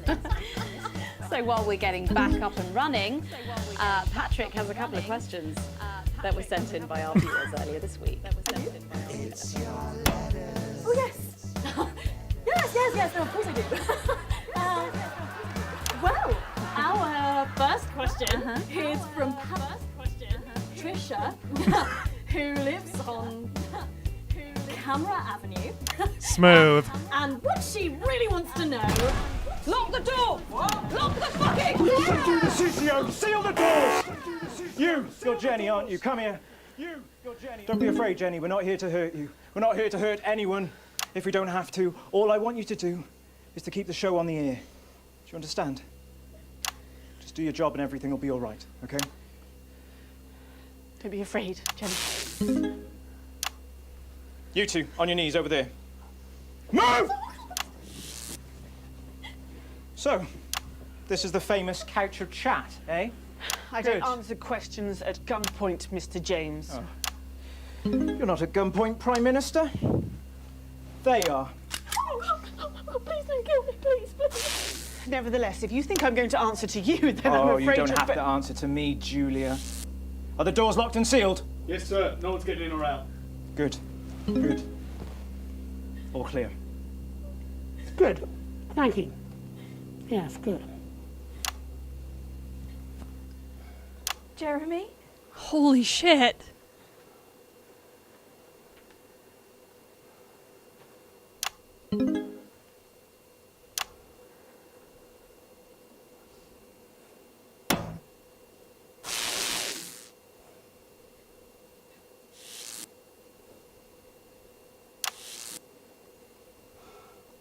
Hello, you.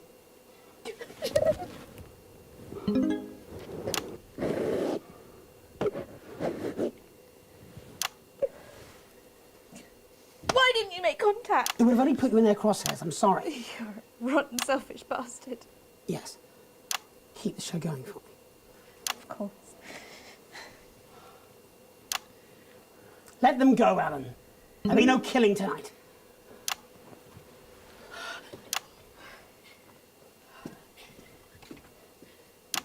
Hello. Sorry, I don't think we've met. I'm Patrick Bannon. Is that what you're telling yourself, is it?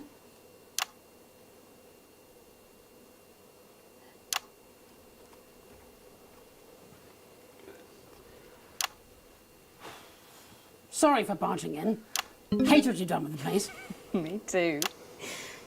Would you like your spot? It's yours now. You wear it well. So, let's talk, shall we? Armed security are on their way, Mr. Donaldson. I know you know that. Well, we best make use of the time we have then, eh? Well, I'll leave you to it then. No. I think you should stay too. For safety? For balance.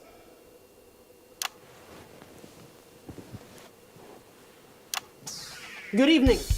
I'm Jeremy Donaldson. Let's welcome back the National Nightly News.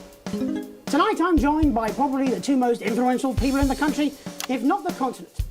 So let's see if we can't kick over a few rocks and see what's lurking underneath. Prime Minister, if I could turn to you first. I have nothing to hide. Except that which is already hidden. Prime Minister, what is norethindrone? I beg your pardon? Norethindrone. It's used in birth control, among other things. If you haven't heard of that, perhaps you could enlighten us in regards to Agrobacterium tumefaciens. I have absolutely no idea what you're talking about, Mr. Donaldson. Well, that suggests a lack of attention to detail, Prime Minister. It's a bacterium used in the genetic modification of an organism. And I found traces of both these substances in every single one of the menu centre food boxes that I've had analysed, from across the territories, if you're wondering. What exactly are you suggesting? I'm not suggesting anything, Prime Minister. I'm just pointing out the facts. Oh my God. Is that why Kate and I can't have... So you blamed it on the radioactive clouds from your bombs? Before Stacey, we tried so many times. Prime Minister, is there something wrong with the food?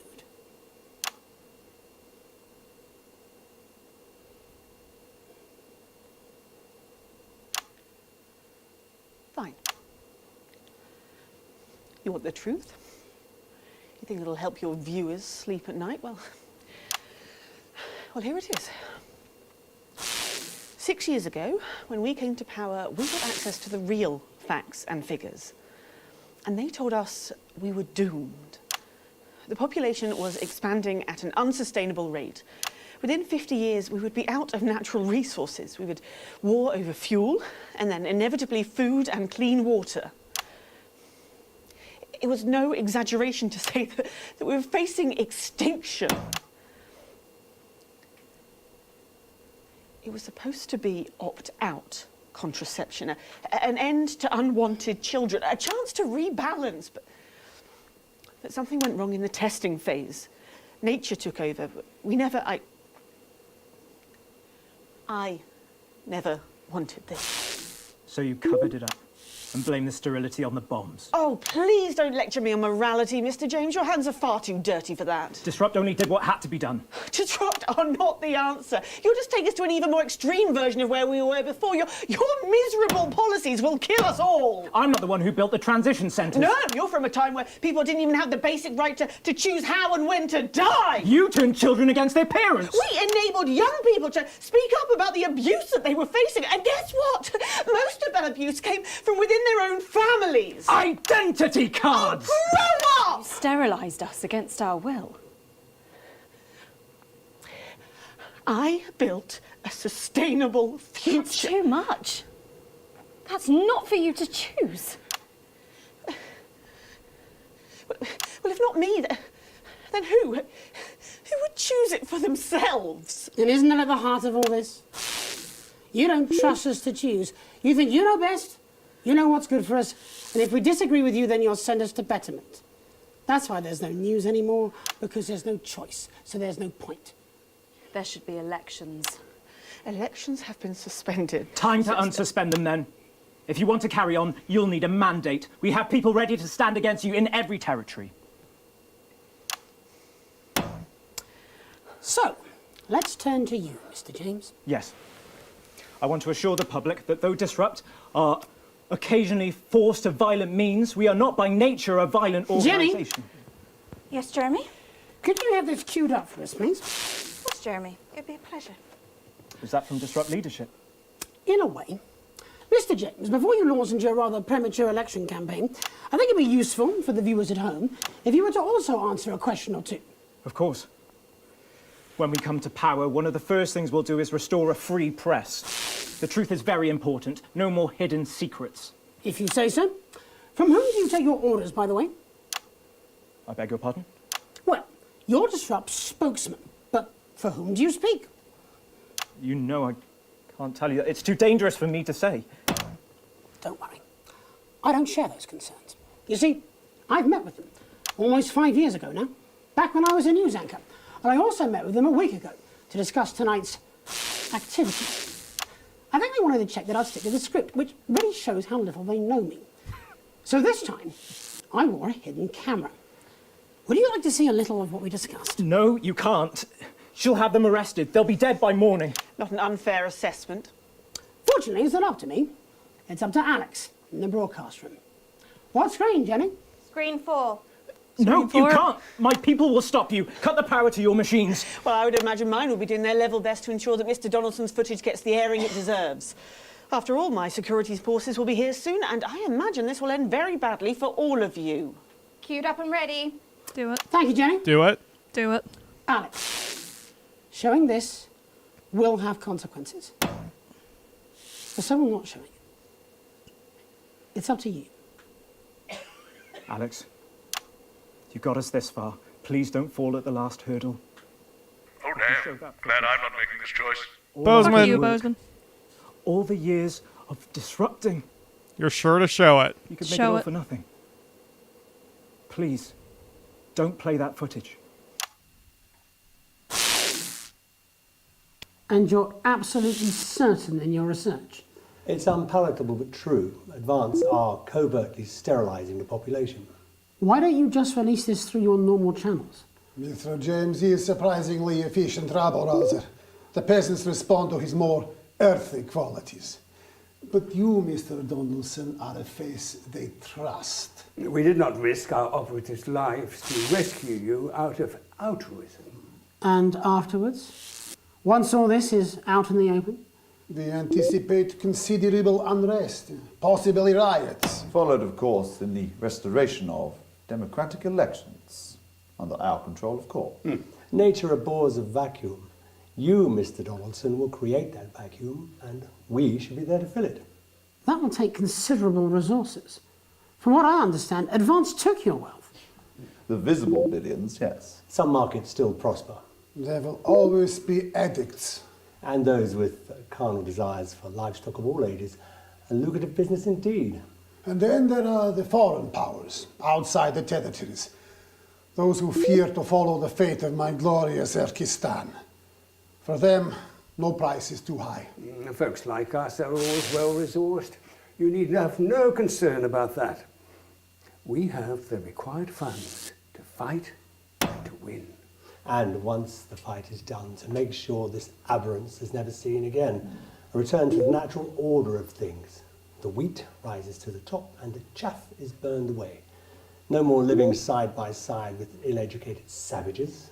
Let the plebs pile up in the ghettos. Yeah. Strict order, an end to ungodly acts. Everyone back in their place. Including our Mr. James.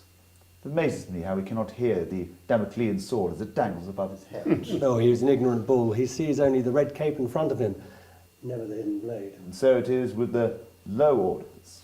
They are lost in this new world. They will gladly walk back to Old One, and they will be ours again, as it should be. Excellent. Excellent. You set me up. No, Alan, you did that to yourself. Now do you understand what you're doing? You understand why we have to. Pathetic. Neither of you recognises your own reflection. How long, Jenny? Not long, I imagine. For any of you. Security are outside. They've been here for 5 minutes, but they're not doing anything. Turns out there's a lot of them who wanted children. We're already a few minutes over, Megan, but with ratings like this, Bozeman's no fool. Do you want to take us out? It should be you. It should be both of us. You start. Before we go tonight, one final thought. There's so much to digest here. What's happened tonight in this political circus. The tent is collapsing and the ringmasters have lost their glitter. There will be elections. Soon, I'd imagine. You'll be able to choose. These two will run. A choice between a shit sandwich and a cold cup of soup. A circus of horrors. Two extremes, both offering their own form of misery. You can choose advance and be equal. In cages, like performing lions. Or disrupt and be free. To struggle and starve. Or you can do something different. You can run. You can stand. You can stop promoting the way things are and change it. You're good people, and you are sensible people.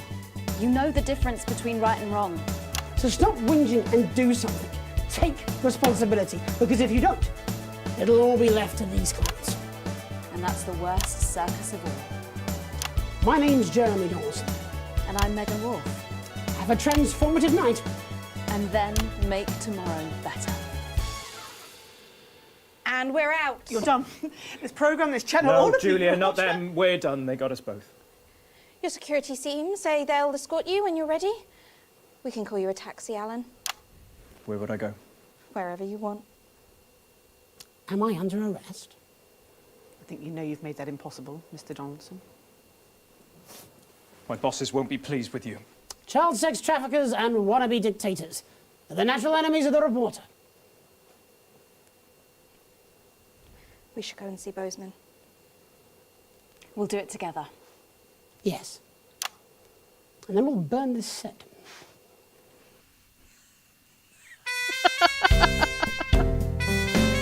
That was satisfying. Trying to lower the volume so we can speak over it. Oh, I love a happy ending. Hurtful. Yeah. Terrible. A very hurtful, terrible... Lawrence Blunderclatch remains beloved in the nation and hated in the industry. Jesus is still seeking funding to get to the moon. He also needs scientists and engineers. These slides are impacted by your choices, I believe. Lil C's new album, Be On My H, has flopped. Her father seems indifferent. Craglar is unhappy. The Fellatio Nelson became the world's most successful orgy house, even beating the famed Björkhoff in Sven's Land. Lots of words. 20 years after David and Ingrid's bitter divorce, baby Dante developed his superpowers and destroyed all marine life south of the equator. What a hero. Despite the setback of dying, Johnny is still a regular contributor to Channel 1's Talk the Sports, where he currently speaks through a psychic. Alright, there we go. This is a good song, too. There's at least 3 or 4 ending songs that I have found so far. Yeah, so... people play games for different reasons. I have different moods and reasons for playing games. But generally, I prefer a good story. For the more action or sandboxy-oriented games, I don't need a really thick story. Games like, say, Conan Exiles, where they're just like... you've been arrested and left to die, and now you're going to survive and break out of your desert prison. Like, that's fine. Basic premise is fine. But for games like this, FMV games, interactive fiction games, the games live or die by their story. And yeah, you can, you know, it's subjective whether it's good, bad, whether you like it, whether you hate it. But Cardboard Chris was played by Cardboard Chris. I thought this was a brilliant game. Despite her death, Helena continues her work. She recently won a Best Actor award for her role as a mafia boss's paperweight. Jesus. Jesus. Wow, that blasted my mom. She's done back there. Anyway, so yeah, there was a lot of silliness and not for broadcast. That's fine. I thought from a writing perspective it was useful because it gave you that emotional whiplash. If it kept you dour for the entire thing. Following the collapse of Pleasure Corps, Rodney Pleasure has been seen wandering the decks of his dry dock cruise ship, muttering to himself. It's unclear whether he's a ghost. I hadn't seen that one before. So, if they had kept the mood and the tone dour for the entire thing, I think it would have removed some of the tone and dourness of the parts that really needed it. Crazy Neil was recently spotted eating food out of a bin. He is a broken man with many outstanding alimony bills. So, and, you know, even I, who knew what they were up to, when it got to that segment 2, the Wheel of Truth or whatever, it was so chattery and noisy, especially because I had the echo delay on. So I was hearing, like, 8 women fake laughing hard in different ears. It was driving me crazy. And it annoyed me, but especially after that segment 3, I realized they did that because they want you annoyed. They want you rolling your eyes. They want you to think everything's fine and stupid and light-hearted to too much of a degree. And then they hit you with that in segment 3, and you're suddenly way more committed to what's going on the screen. It's a nice writery trick, and even knowing the trick, it still worked on me. So, it's excellent. I think this game is brilliant, and is, at least for me, Indie Game of the Year of 2022. I know we're early. Bumley is falling into further ruin. The mayor is currently battling a difficult bout of worms. Okay. Oh, and then here's the Akamura's final ending. If I alt-tab, it might crash, so I'm going to just shut up, and you may have to turn your volumes up just a little. Good evening. I'm Jeremy Donaldson. And I'm Megan Wolfe. Our main stories tonight. The votes are in, and it's a decisive win for Accord. The new centralist party snatched victory from under the noses of the mainstream parties. Incoming Prime Minister Fatima Chowdhury called Accord's win proof that the major parties had lost the trust of the nation and signalled the end of extremist politics. Neither Advance nor Disrupt, who failed to garner even 10% of the vote between them, have released a statement. Later, we'll be looking in detail at the election results across the nation before Jeremy brings us a report on the recent unrest in Valdez. That's all coming up on tonight's National Nightly News. You have unlocked and reached an Accord, 3 of 14 epilogues. So that was the one I got in my core run, but I have gotten 2 others as well. But I'm not going to play them. Go buy the game. So, again, just to quickly wrap up here.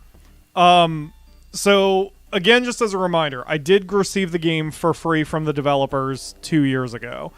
And I appreciated it. I've always disclosed it. But they haven't paid me anything else. This is otherwise not a sponsored video. I don't get paid for any of these other than one last year, and I had nothing to do with Not For Broadcast.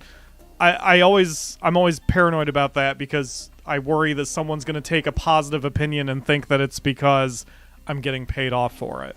But the point is, I find this game absolutely brilliant. Yes, I agree. And there are, and not just for the game on its face, which is, I believe, brilliant, but all the troubles these guys, the developers, the actors, had to go through for the past 3 years, because in real life, we had COVID, we've had multiple lockdowns, or the UK has had multiple lockdowns.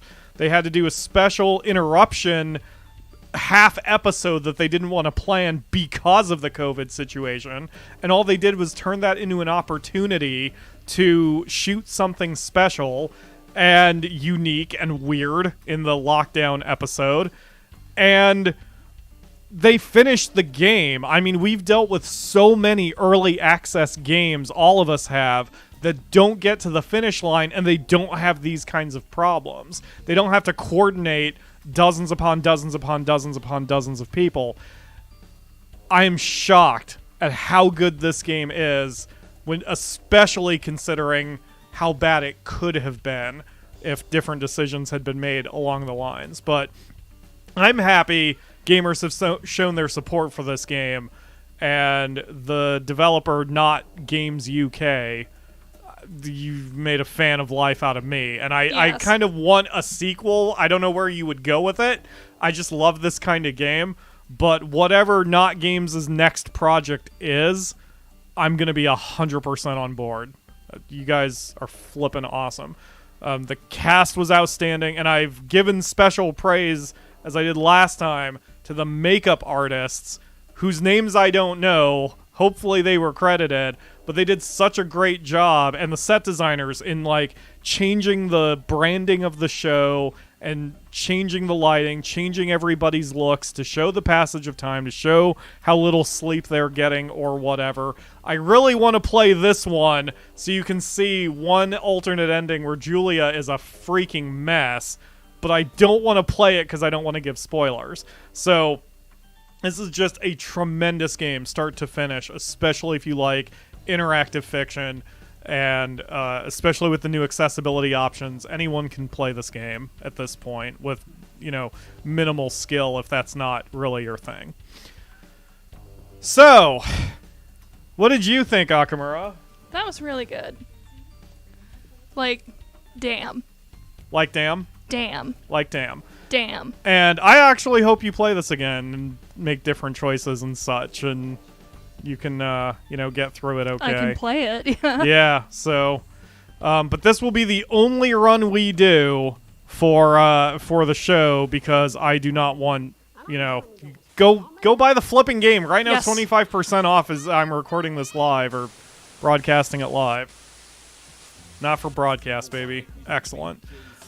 Alright, so that is going to do it. Oh my god, I've been blowing out everyone's ears. Yeah, we're gonna do some audio editing of our own in a stream this week while I try to fix my microphone, because something has been going on lately. I think I've been clipping during that entire praise that I've been giving. That should be better. Anyway, too late now. Fuck it, we'll do it live. That's all for today. Thank you all very much for watching. We will see you again next week for another stream. Bye.